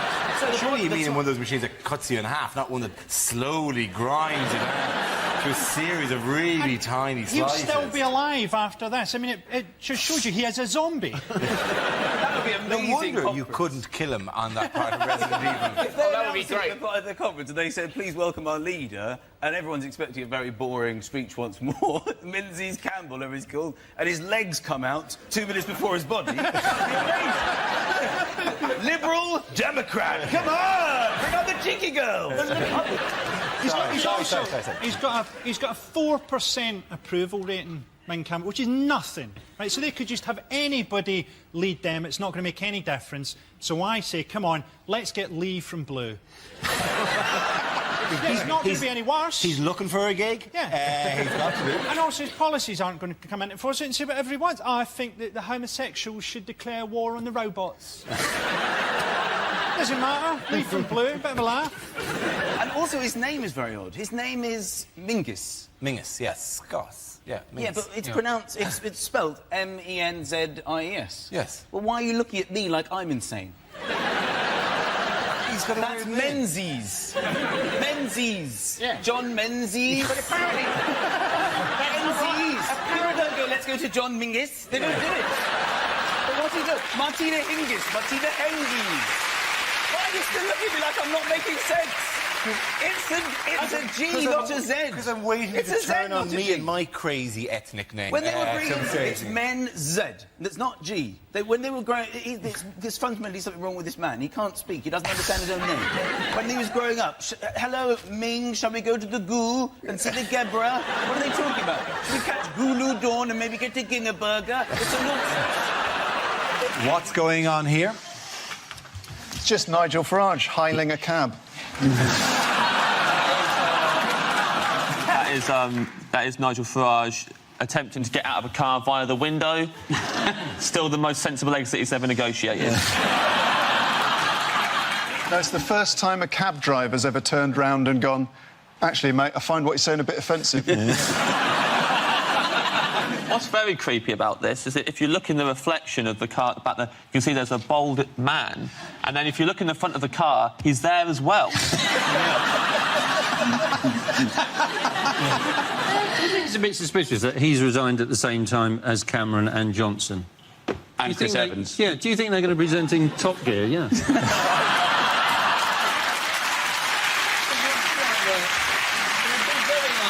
Very, very like the old one. So Cameron would wear the flowery shirts, Boris would do the stunts, and the Farage would just be horrible to foreigners. Exactly the same format. No, he resigned this week as leader of UKIP. Here he is, you know, there's another photograph that was at the weekend, at a garden party with Rupert Murdoch, wearing a pair of shoes that, frankly, the bowling alley would like back. You know, because, you know, there's a clean-up in aisle 3. Who's thrilled with him leaving? Who's thrilled with him leaving? Everyone. Yeah. OK. Sadly, not. I'm not thrilled with him leaving. You're not thrilled with Farage leaving? No, you think he should stay and clear up the mess? Yeah, I think he just left, didn't do his job. They've all left. They've all messed up and they've all left. It's like but it's going to be a quality celebrity Big Brother in Jan, isn't it? Who's running the country at the moment? Mandelson, Peter Mandelson, Darth Mandelson. Yes. Do you know what nobody ever says about him? He's gay and he's a lord. He's a gay lord. What's wrong there, to be honest? He's been running the country, but he's been in Corfu, then we're getting handed over to Alistair Darling, to Jack Straw. We're like the school hamster. I wouldn't be surprised if Alistair Darling leaves our gate open and we're found dead under a bookcase. Basically, we're 2 car crashes and a vomiting virus away from Andy Townsend running the country. Hi, I'm Andy Townsend. I've got the vomiting virus, so I'm handing over to Chris Akabusi. Nobody's running the country. And the papers have roughly the same tone you have, which is, nobody's running the country! As if the country is heading towards rocks and somebody has to steer it away. In the last month, right, the FTSE has gone up 10% since they all went on holiday. The weather is better and the football starts at the weekend. So, frankly, I think it's working out fine without them in charge. Hey, get get rid of them all, kill them all, install the clangers, at least we'll get soup.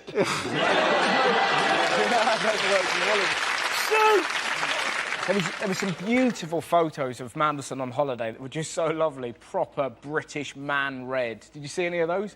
He looked like he'd been left on a George Foreman grill. And some of the photos of him as well, the clothes he's wearing, he looked like he'd just been fried and then just flung into Matalan. You just see him sort of walking along like that. It was some of the most... Not only did he go to Corfu, on his way home he stopped off for 2 days to visit his parents in Mordor. How terrifying would it be for Mandelson to stay in your house? Have you seen Peter today? No, I don't know. He dematerialised and then fled into the air vents. I think if you want him to appear, you have to stamp twice and say his real name. When Manson leaves, does a small woman come into your house and go, "The house is clean"? Imagine him turning up at your holiday. Imagine seeing Mandelson in the beach. There's people on the banana boat, look like they're having a good time. Have them assassinated. Then bring me an enormous vibrating egg. I was intrigued by the fact that Theresa May ran a campaign, a successful campaign to become Prime Minister by doing and saying nothing for about 6 weeks and just watching everyone else die. It was the one that we've learned is how Theresa May plays Call of Duty. Which is online, Theresa just finds a place to hide, holds up with the shotgun, lets the killing commence, pops out lurking, pam, pam, pam, gone, back in again. My big worry with Theresa May is that she might smile and it'll be winter forever. But the crazy thing about Theresa May is obviously that hardly anyone has voted for her. Like, I think it's 165 MPs have got her into power. Yeah. I think there are more members of the So Solid crew than have voted her into power. You weren't elected, were you, to this position? I wasn't. I stole it in a bloody coup. And would do it again, my friend. People have disappeared from the show, Miles, and would again, for raising those exact kind of questions. Well, I'm just saying... Where's Frankie now? Where's Russell now? Gone. You will be dragged through the streets, Star, and you will be dragged through the streets like Gaddafi. There are then they'll be laughing. Oh, there are 5 regulars on the show. How many regulars now? Just poor weak Hugh. Poor weak Hugh, who I own. Hugh will always give the correct answer when I ask him to, won't you, Hugh? Won't you, Hugh? Your shoes are almost polished. Thank you, Hugh. Hugh knows what's right for him. In other news... I think you're terrific on the megabus, sir. I didn't know you've been sarcastic here, Hugh. And there goes the final regular. Just me. How many European Union member states rejected Prime Minister Theresa May's plans for Brexit? What do you think of the EU leaders' response to Theresa May's checkers plan? It's not a surprise, is it? She knew they were going to reject it, but she went there on a sort of charm offensive, but she's Theresa May, so she decided just to do without the charm and just really double down on the offensive.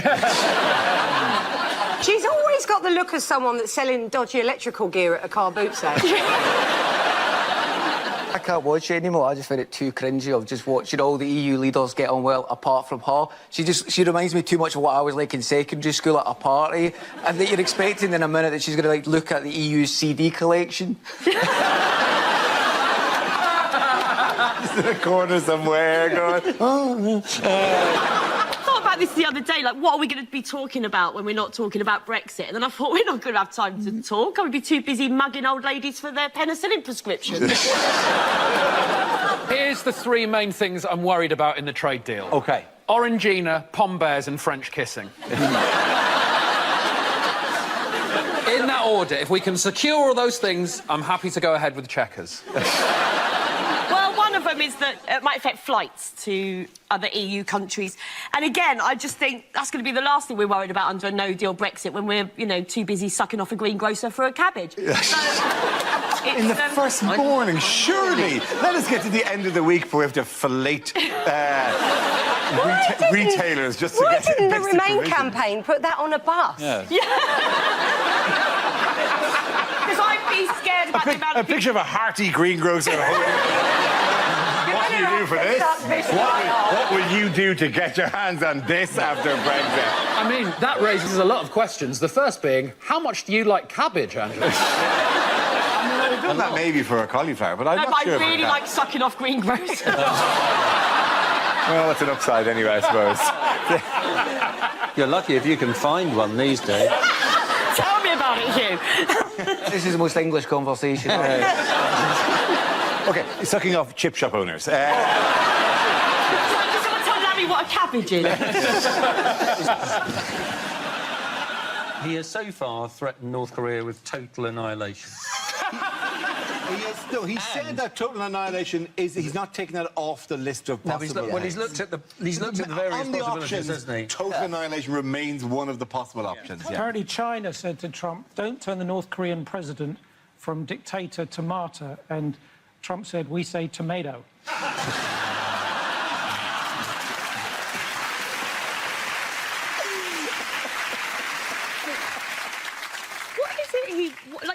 Does Kim Jong-un really believe that the US wants to invade North yes, Korea? he's been told this for years, yeah. But I mean, it's so insane. That's like Piers Morgan having a birthday party and hiring bouncers. It's like, no one's coming, Piers. Who's in the middle of all this? Who's in the middle of all this? China? The whole of the rest of the world. South Korea. It's Japan. Japan!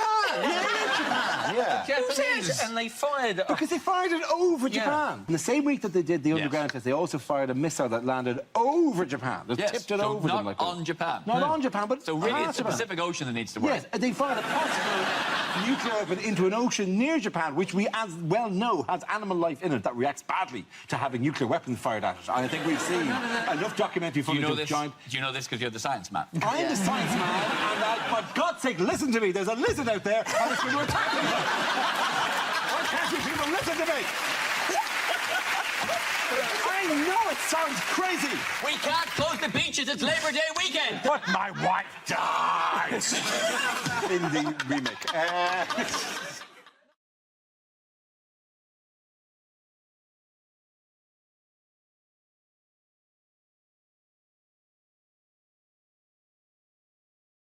Bad things to say in a job interview. When I said I was a Yale student, I studied key cutting at Mr. Minutes.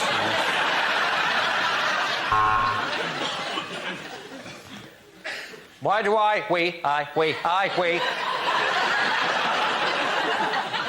want this job? Don't tell him I have to.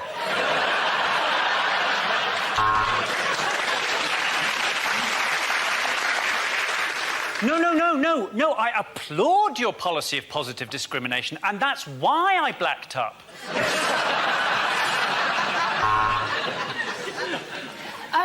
Can I just check? This office is more than 50 metres from a school. What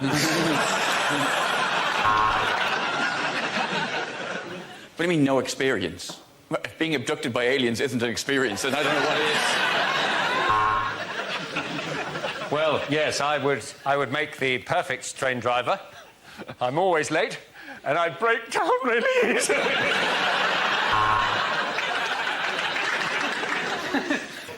I think I'd make a very good diplomat.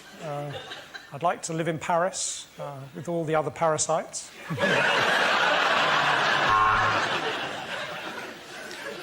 What do I see myself doing in 5 years' time? Exactly the same, only on Dave.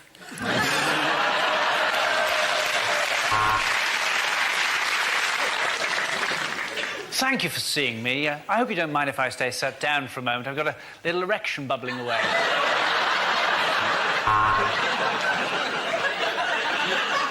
No, emu, no, emu, no, no, no. What can I bring to this job? How about the photocopier from my last office? Yes, well, in spite of my lack of medical experience, I still think of gynecology as a calling. What are my weaknesses? Fat birds.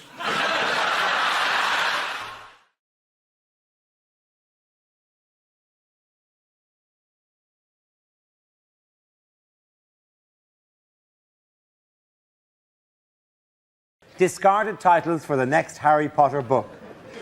Harry Potter is thrown in jail for wearing a hood.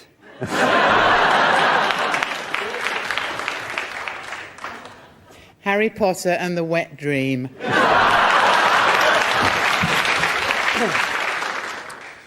Captain Corelli's mandolin.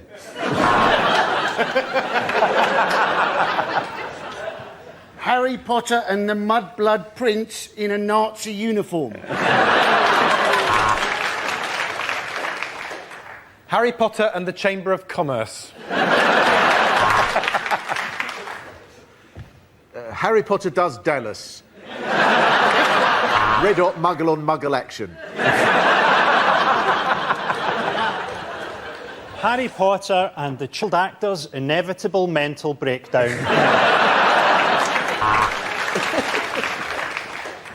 Harry Potter and the Prisoner of Abu Ghraib. Harry Potter and the two other kids who can't act.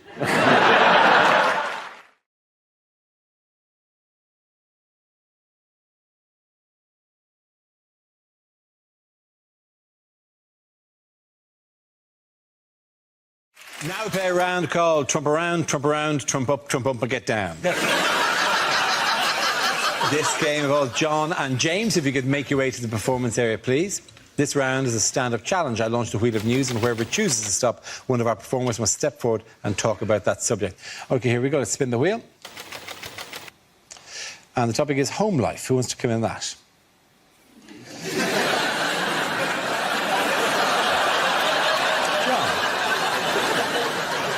So, my girlfriend went away for 4 weeks to Australia, and in the run-up to her going away, she was very concerned about how we'd cope.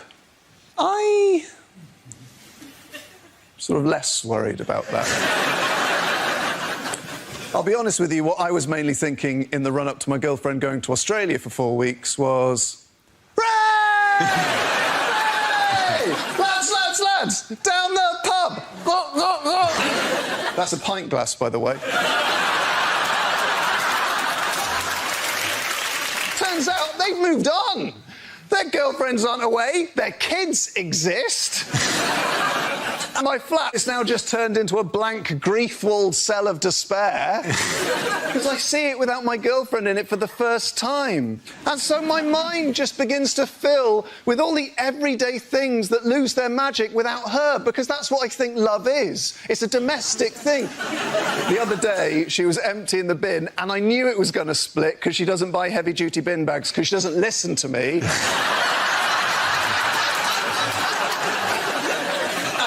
She's lifted out the bin, and I can see the main sort of bulk of the refuse is staying there. Meanwhile, the bag itself is just stretching, getting clearer and clearer till it's little more than a shadow. And I think, well, that bag is going to split, but I can't tell her because I've learned.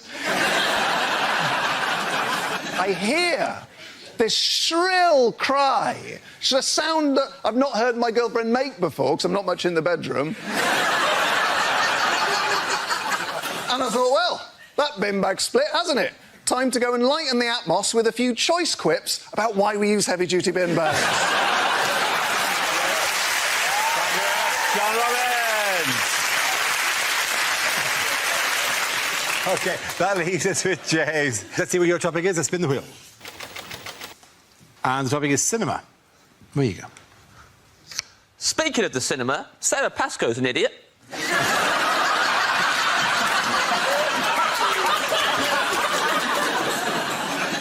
Love going to the cinema. My favourite film I ever saw at the cinema was the Eddie Redmayne classic, The Theory of Everything. I loved it. It should have been called Look Who's Hawking. That's my only criticism. No, it was perfect. Worst part of going to the cinema is other people. Easily. Sitting there. King of the Jerks is behind me. This really angry man. Had a go at me at one point because I was snacking. Get over yourself, Grandad. I'll do what I like. In his defence, I was eating a big bag of fortune cookies. Cracking them open, reading them out loud. It was disruptive. It was disruptive. End of this film, man behind me goes, ugh. That's 2 hours of my life I'm not getting back. I thought, oh, got some bad news for this guy. Every hour of your life. Now you're never getting back. They're gone forever. Time is not refundable. Death is the end. And I know that because 5 minutes earlier, I'd read it in a fortune cookie. Thank you very much, James A. Carter. Then the fourth goes John Robbins.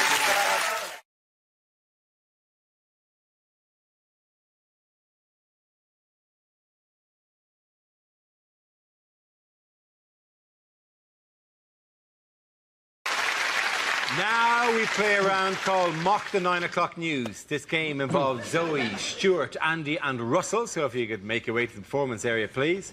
This is where we test our performers' stand-up skills. We spin our news generator, it settles on a topic, and anyone can volunteer jokes about the chosen subject. The winners are the people I judge to produce the funniest stuff. OK, here we go. Let's spin the wheel. The first subject is finance. Can I have a volunteer to talk about that? Andy.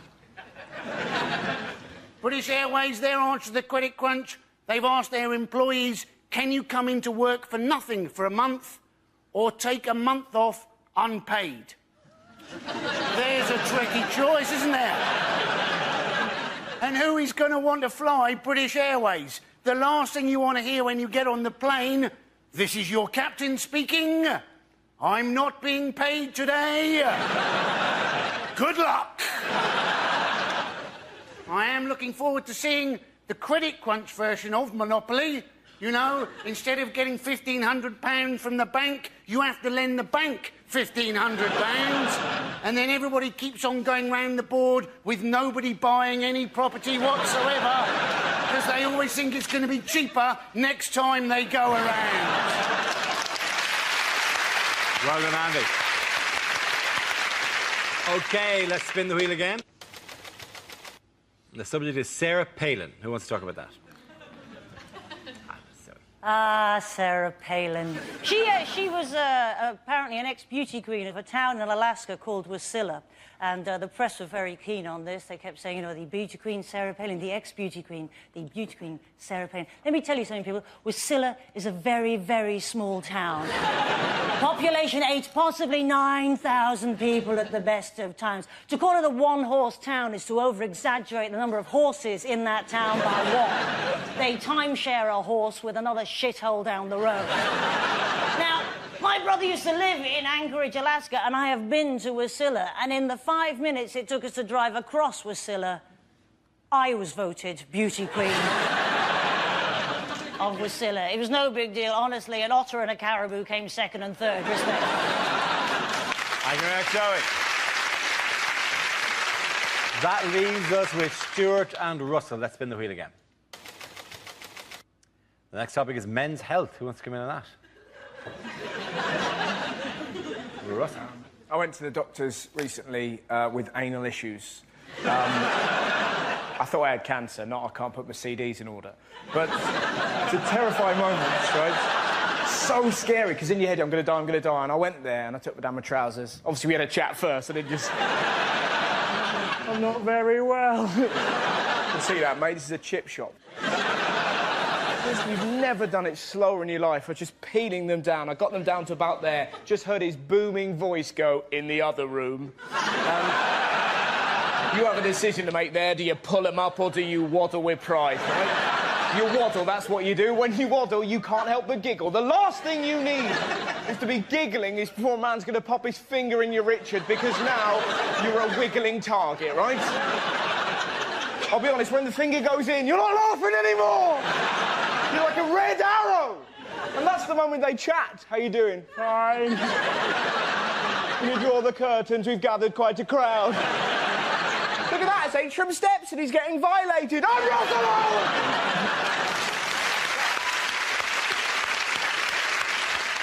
OK, Stuart, let's see what you've been left with. Let's spin the wheel.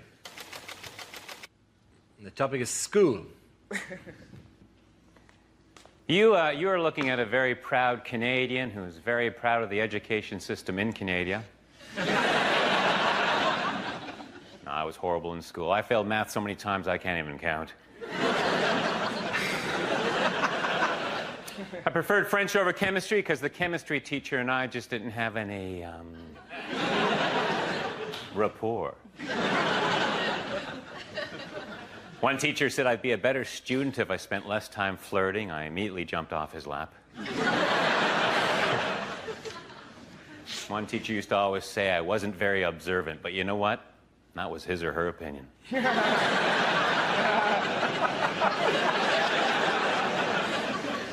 I was going to join the debating team, but someone talked me out of it. In high school, I was voted most likely to reminisce.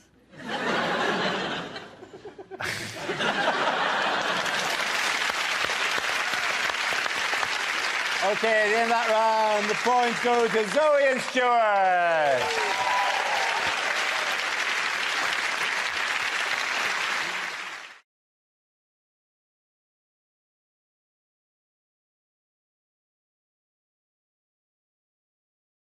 Whose famous face was recently given a makeover? Is this the Jesus story? This is the Jesus story. This is like this Spanish woman who tried to restore this painting and just ruined it. She did. Where was it, by the way? It was in... It was in Spain. It was in Spain. I'm trying to Where find... the Spanish ladies are. Yes. And they do dance well. It was in Zaragoza. It was in the Sanctuary of Mercy Church in Zaragoza. That's it. And the authorities were very cross with her. Because the only people who are allowed to touch up in a Catholic church are, of course, the priest. Yes, it was a church, the Sanctuary of Mercy Church near Zaragoza, and there is a century-old... You really brought Spain to life for us there. You have to make an effort with foreign names. You can't just be Zeds and... And you say Paris, do you? Zaragoza. Zaragoza. Wanker. Zaragoza.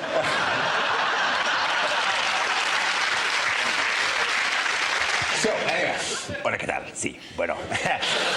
See, the worst thing is I do the Spanish accent, it goes Mexican incredibly quickly. There was a fresco in a church in Zaragoza. This fresco was incredibly beautiful. They call it El Guapismo. Anyway, there was a fresco in a church in Zaragoza. Where's the fresco? It's in a church in Zaragoza. In a church in Zaragoza. In a church in Zaragoza. Zaragoza. How old was it? It was a century, it was 100 years old. 100, a whole 100 years? A whole 100 years old. What a story this is. Somebody has touched up a 100-year-old painting on a wall. Quiet week. Zaragoza is a very sleepy town. I think it's much more the case that it was decaying because of where it had been painted, right? And so this is how the fresco looked originally. This is actually a photo could have taken some years ago. Now, this is the fresco is painted by Elias Garcia Martinez. I'm going for it. I'm going for it. Man, do it. Right. This is how it looked just recently because the plaster on which it was built had decayed, right? So this is how it looked now. Okay. So a nice old lady, a nice Zaragozan lady, went in and repainted it. And just paint up. And this is how it looked when she'd finished.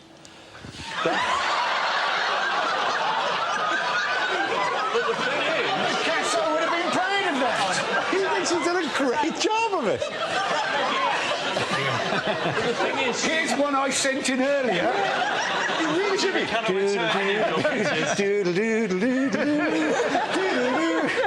Like old lady, Zaragoza. I am sorry, people of Zaragoza. We cannot return your paintings. Thank you very much for sending them in to Mock the Week's gallery. Your paintings because they're painted on a wall in a church. She's actually made Jesus look like a Teletubby. She also rounded him off as well. Like she twisted it around and the whole thing. She thought she'd done a really good job, though, because everyone that she showed it to went, Jesus Christ!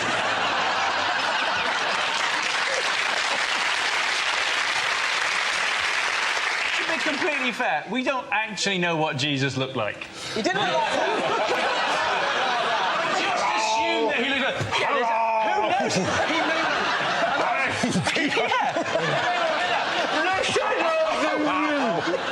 I'll tell you what, this might have been the bit from the Bible. I'm Jesus. I'll tell you what. Blessing in the Bible where Jesus comes in after a botched face job. At supper and everyone says, have you had any work done, Jesus? No. furry hat. My furry hat goes all the way around. She's actually seeing the restorer next week, isn't she? Because she's got to tell the restorer exactly what materials she used to do that. And you're thinking all she's going to produce is half a potato. The irony is she is probably older than the fucking fresco.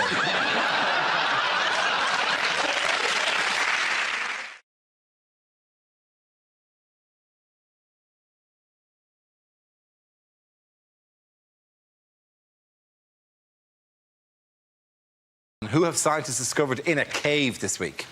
I'm so excited about this story, but I can't pronounce the name, and I'm worried about... I know they're not here to get offended. They're not. The Homo naledi, or naladi. Nadali. Homo nadali, yeah. Nadali. Homo naledi. Just think of... No, can we just say with that moment where he corrected your pronunciation by getting the word completely wrong? Yes. Can we all just enjoy that for a second? It's impossible to say it. I was probably without doing the milady. Give it its full name. It's Homo naledi no cry. The reason I love this story is so they found a few bodies from 100 years apart in a cave. Oh. This guy, this idiot. That's a Homo naledi. Yeah. The find was announced last Thursday by the South African University of the Witwatersrand, National Geographic and the UK science journal eLife. That is a spooky cover of the National Geographic, yes. Yeah, they have your hooded eyes there. But the thing is, this is all... I would find it very hard to believe if the production staff of this show had not done a photograph of that and made it look like you. I would like to think that.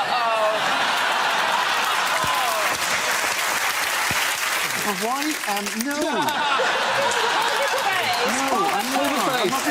I am not doing the face. Well, listen, I'll tell you Hold one the thing. face. I am not getting on that megabus. Now that, I think, is a thing.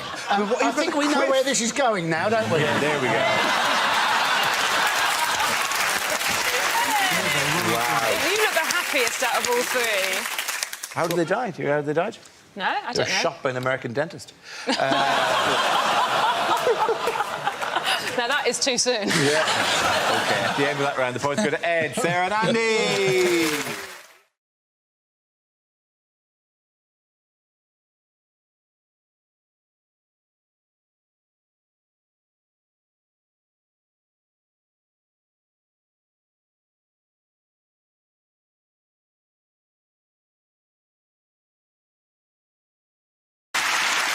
Yes, it's a picture of the leader of the Labour Party, Jeremy Corbyn, and his defeated opponent in the leadership election, Owen Smith. At the Labour Party conference this week, Corbyn was unveiled as leader after being re-elected with nearly 62% of the vote. So he won it very easily, and he did very well, but at the same time, that may not translate into anything in terms of winning a general election. No.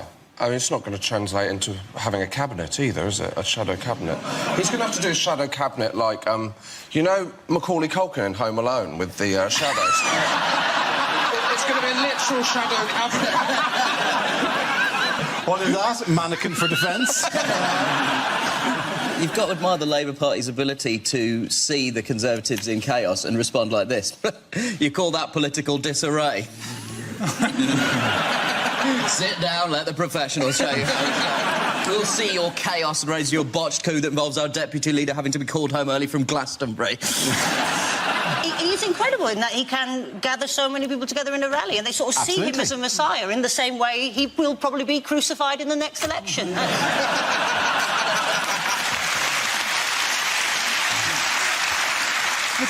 It's something like the largest political party in Europe or something at the moment. The largest amount of members. I mean, he rode in on a huge wave of success. It should translate across. And yet, and nobody's any attack on him. It feels like winning the technical challenge in Bake Off, you know, where you make some... Stop angling for the job. Just saying this scene is Can I interject here? Has anybody on this stage won the technical challenge in Bake Off? Yes. Yes. What did you have to make? Lemon meringue pie, bitches! OK, right. Two things. Firstly, you were doing great on I won the technical challenge on Bake Off until you said the words, a lemon meringue pie. When you know... No! That's just a cake. That's not not technical challenges. Some 17th century. Lemon meringue pie is not an easy technical bake. In fact, Paul Hollywood even said, he looked at me and said, I bet I'm going to cut right into that, and all the meringue's going to just pour out of it. Did it? Did it, buggery? OK, well, you killed my metaphor, which I was going to do a really nice thing. I didn't mean to kill your metaphor. I just meant to point out that I am more qualified to wield it than you are. That's all. I'll give you that. Tell us about your This is actually turning into the Labour Party conference. Tell us about your showstopper, Ed. How did that go? How did your showstopper go? Didn't go well. Didn't go well, did it? Carrot cake, and it was raw in the middle.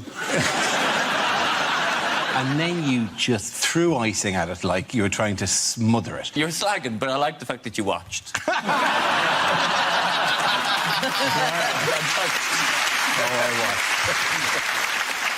What did Corbyn say about the MPs who would Well, he said he'd wipe the slate clean, probably with their own faces, but he will have them back. There'll be no hard feelings. He said most will not get deselected, which is not the most reassuring way of putting that. It's like if a doctor says, we can save most of you, still end up, this hasn't gone well somehow, and I'm down a limb or two at the end of this particular interaction. You can't trust the Labour Party anyway. At the beginning of conference, they always sing the song, we'll keep the red flag flying. But if they get into power, that means no one can go swimming.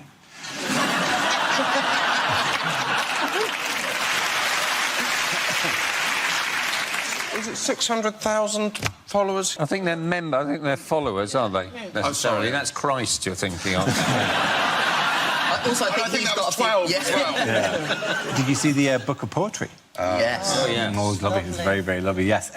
Labour supporters released a book of poems for Jeremy Corbyn that Michael Deacon from The Telegraph tweeted about. Corbyn's not even a good word to rhyme with, unless most of the poems about Dorbin. Or get my J-Class, do some absorbing. They're your two options, really. If it was Jeremy Hunt, we'd all have a big laugh and it'd be fun. Let's deal with that now and move on. The Corbyn sounds a bit... You can say you've got the green bin for glass, haven't you? You've got the black bin for plastic. You've got the Corbyn for recycled old ideas from the 1970s.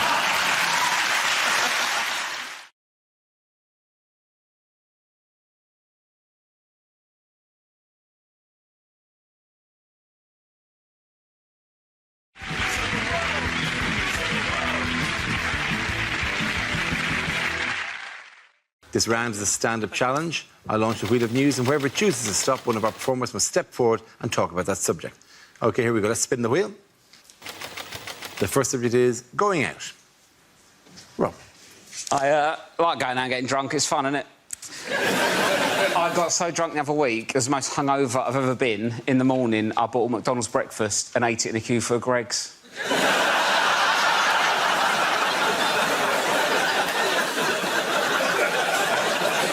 And I still don't know if I'm ashamed or proud.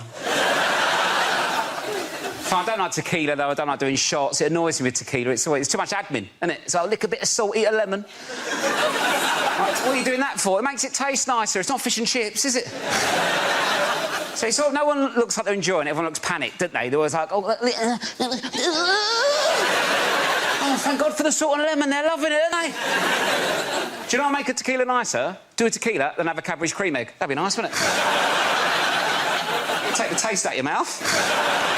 The thing is, as well, though, it's like I can't properly get on it now. I'm like a bit older. I'm not saying I'm too old to get drunk, but when I was 18, you don't care, do you? You can get battered. Just get on with it, right? Because hangovers, they say hangovers get worse. They don't, do they? You just have more shit to do when you're older. That's the problem. When I was 18 on a night out, I'd be getting on it. Someone might go, do you want some drugs? I'm like, oh, I don't know. How'll it affect me? What will my mum think? Oh, my God, drugs. Now, if I'm on a night out, someone like, do you want some drugs? Can't, mate. Got to paint a fence tomorrow. I don't want to be painting a fence all sad. You know,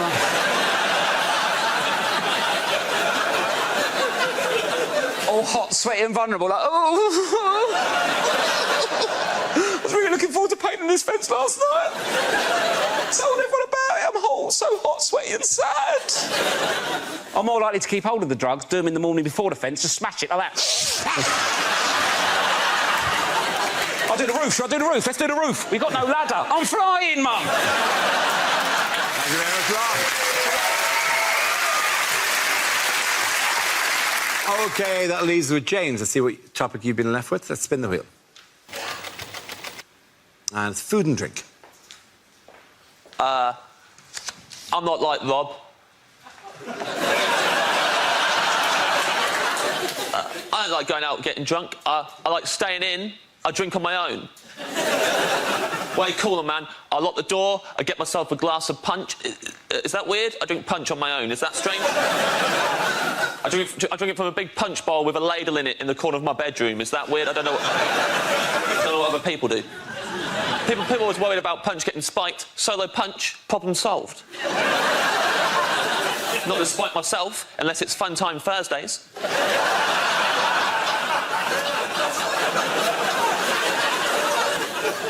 Tried going out with some mates recently. We hit the town. I'm a prankster when I'm out with my friends. One of them left me alone with his pint while he went to the toilet. Big mistake.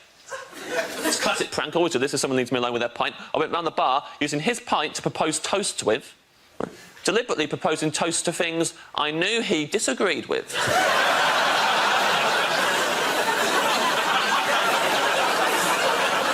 He comes back as a sip. What you done with that? I'm like, ha ha. You just drank to the service charge being included in the bill. You just drank to those bedside lamps that don't have the switch on the cord like is convenient, but have it on the neck of the lamp under the bulb. It's like a bolt you have to somehow slide across, and you can't even reach it like that. You get your whole hand up inside the lampshade, and it hurts. It's really awkward. You can't even see it. You got to look at the top of the lampshade to see what you're doing, and then you turn it on and it blinds you. You just drank to those lamps. You love those lamps. Thank you very much. Points for both of you. Come on, very good. Thank you very much. The first subject is travel. Miles.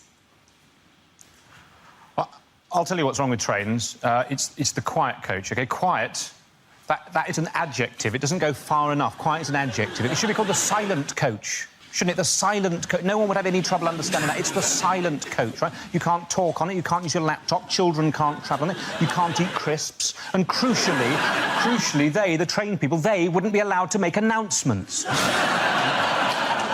Because the sort of people that have the mentality to travel on the quiet coach, which is the correct mentality, are the sort of people who check where the train is going before they bloody get on it.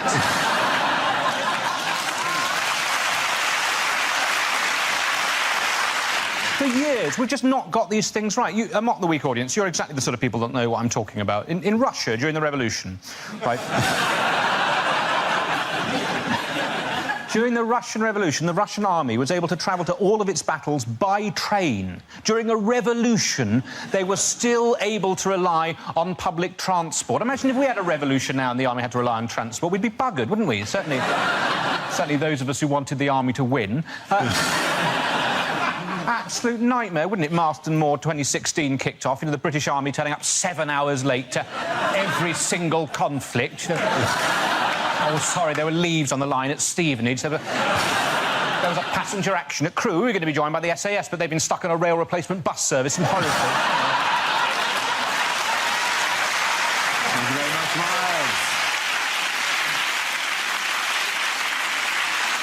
OK, now leaves Milton. Let's see what topic you've been left with. Let's spin the wheel. And subject is music. We don't know much about Galileo. He was a poor boy from a poor family. I live in a Grade 2 listed building, which of course means that everyone in it has to be quite good at the piano.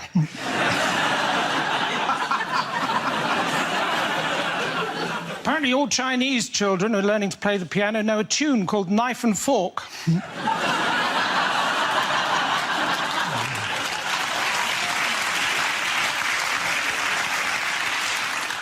I'd like to take the band ABBA out for lunch, and if I could, I would, my friend.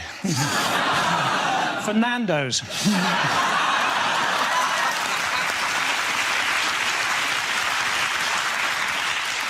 When I was at school and it rained, we used to have to stay in for wet play. And when it was cold, we used to have to stay in and listen to this really dull band. AD 79. Julius Caesar receives the first ever weather forecast.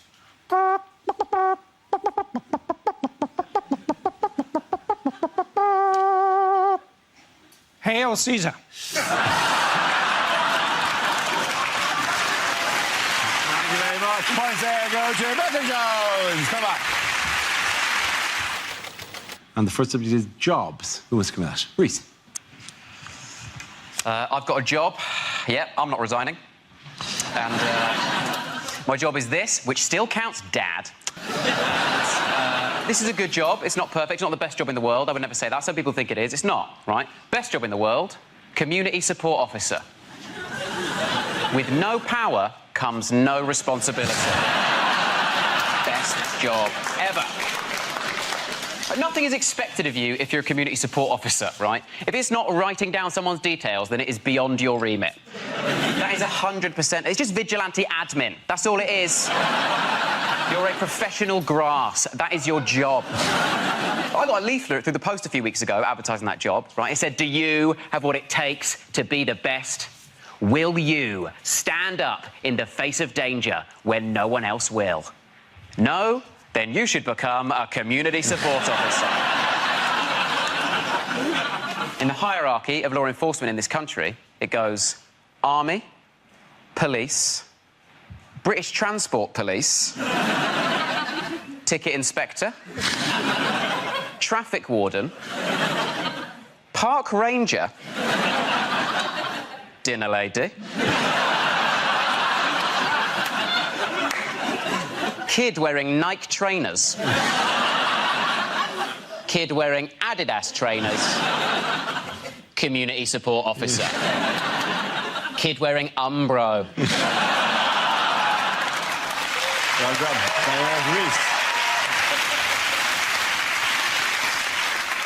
OK, that leaves with Gary. Let's see what you've been left with. Let's spin the wheel again. The topic is technology. OK, where you go.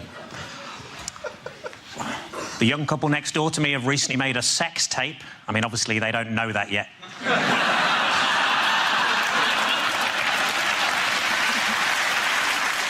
The hardest part of making skimmed milk must be throwing the cows across the lake. The guy next to me at work used to watch porn all day. I'm just glad he didn't begin to rub off on me. I think if I was to try revenge porn, I'd just post naked pictures of myself online so everybody would know how low my ex's standards were.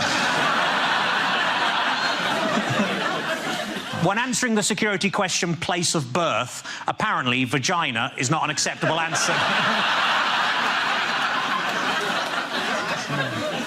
It's been a tough week. I got myself a memory foam mattress and now it's trying to blackmail me.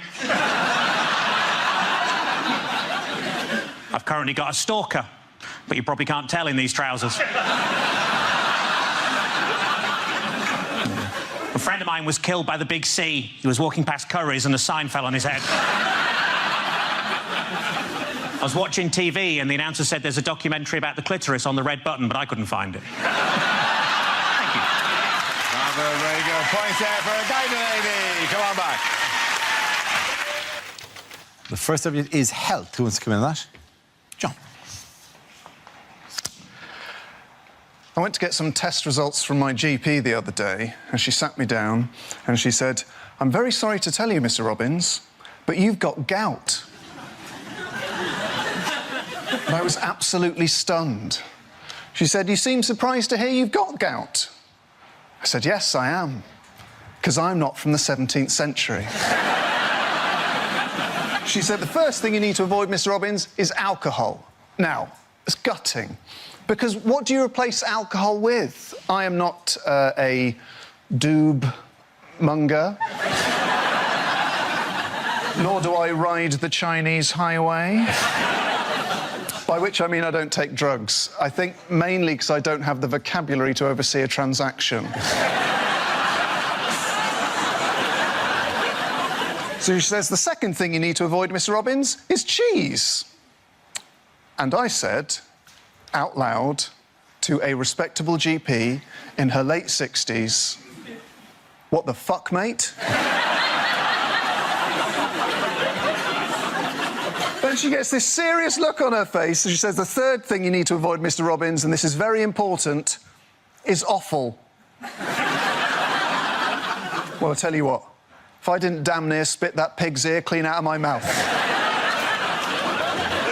Turns out gout is actually a very serious condition, and after a lot of soul-searching, I've decided to cut offal entirely out of my diet. I'm not going to make you imagine what that's like. It's my cross, and I'll bear it. And I'll tell you how I bear it. Pissed and covered in cheese. Well done. Thank you very much.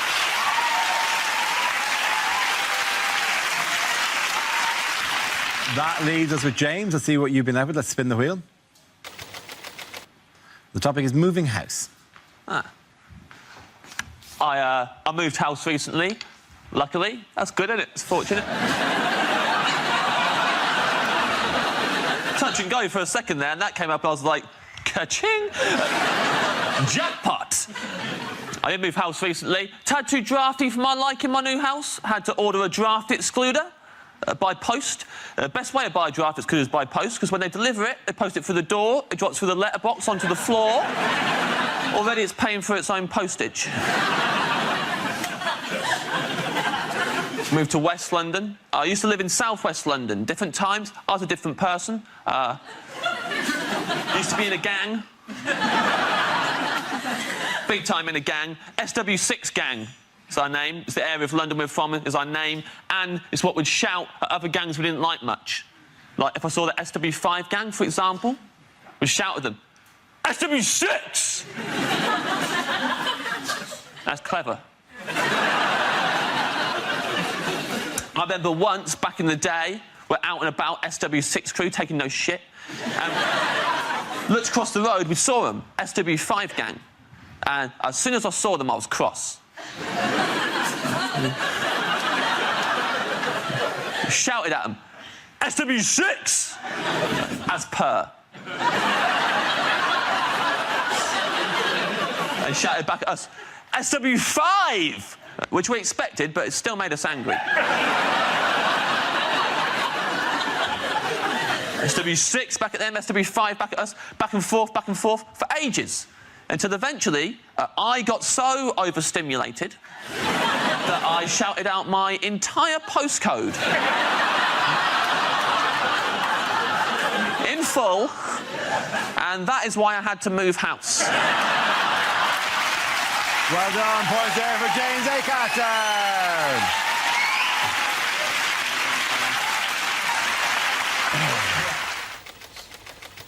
The first subject is alternative medicine. Can I have a volunteer to talk about that? Andy. Apparently, a lot of people trying to get into therapy at the moment. Other people knocking it, saying, you know, oh, well, you should just lose your inhibitions, talk about your problems to your friends. I thought I'd try this. I talked about my problems to my friends for a whole hour. Lost my inhibitions, also lost my friends. I now tell my problems to taxi drivers. 2 advantages in this. 1, it stops the taxi driver from telling you his problems. And 2, it's amazing how much quicker you get to your bloody destination. Well done, Andy Parsons. OK, let's spin the wheel again.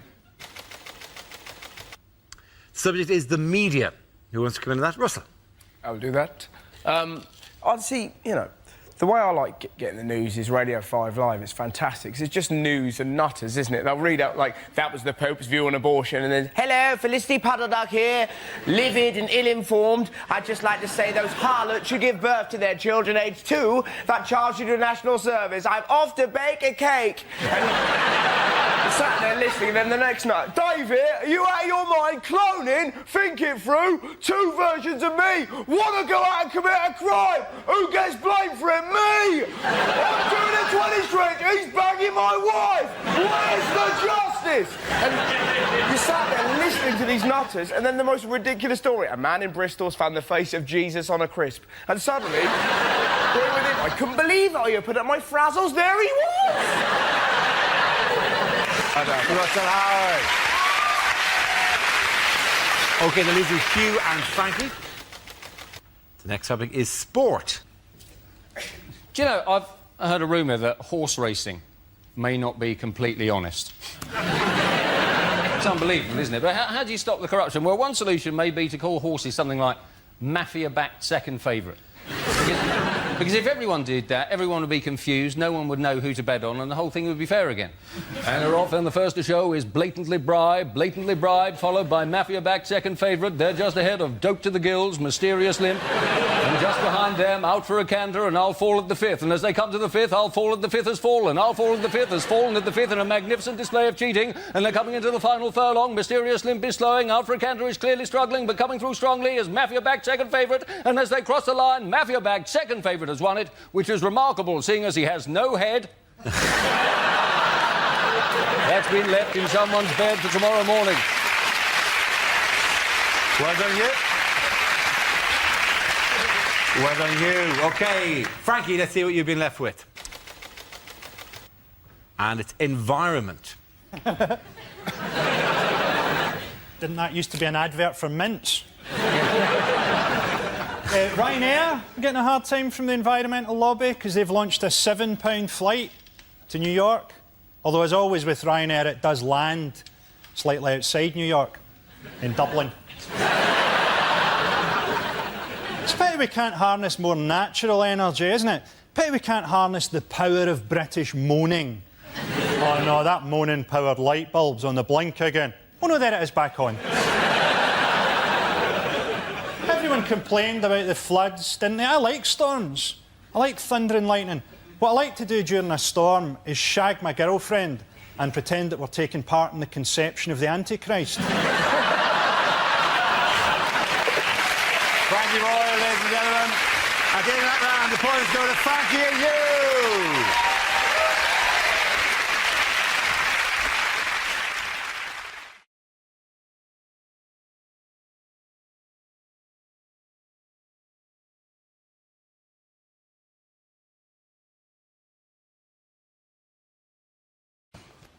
OK, here we go. The first subject is unlikely lines to read in the Bible. The characters in this book are entirely fictitious. And Samson said, Lord, why have you given me all my strength in my hair? And the Lord replied, because you're worth it.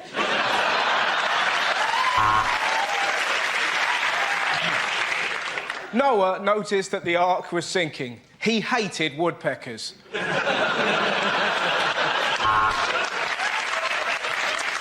And Mary and Joseph were turned away from the inn, for there was no room. But then a wise man came along, whose name was Lenny of Henry.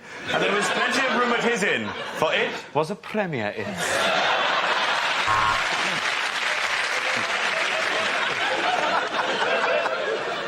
Jesus was born in a stable, so in many years later, when he left the door open and people said, were you born in a barn? He could say, yes, I was actually.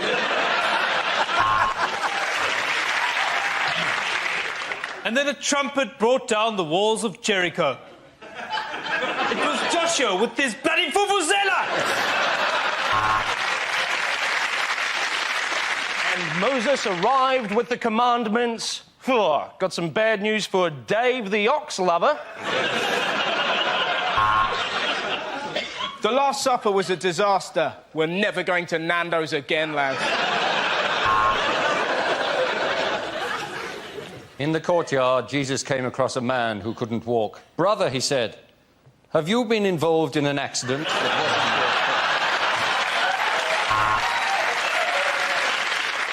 And it rained for 40 days and 40 nights, which was a surprise, because the Met Office had predicted a barbecue summer.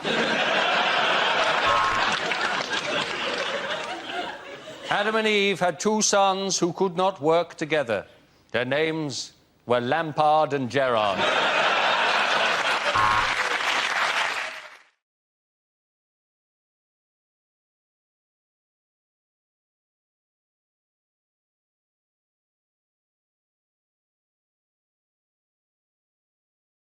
And it's food. Oh, OK. Oh, very similar topics. I once went to a buffet in Reading, and that's not even the joke. It was organised by a woman called Wendy, and it was so beige. It was so bland. It was like a buffet representation of Reading. I looked across this buffet, right? They put out sausage rolls, right? Sausage rolls, right? Where they just whipped off the cellophane and put the corrugated plastic straight down on the table.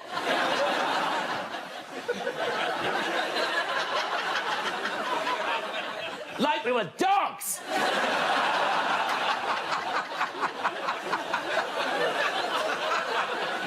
Then we had Scotch eggs, right? Scotch eggs cut into quarters. Apparently no one can eat a whole one. Then we had breadsticks displayed in a pint glass. I thought I was at a fucking UKIP rally.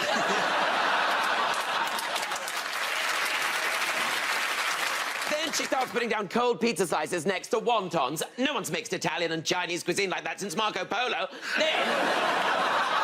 Then she brought out the quadrant of dips. You know, the 4 dips. The 4 dips of the apocalypse. The white one, the other white one. Then there's a green one, what's that? Guacamole. Then there's a pink one, what's that made of? Sillet bang? I was just glad to have something made of some sort of colour. Anyway, it was a terrible buffet, but thank you very much, Wendy.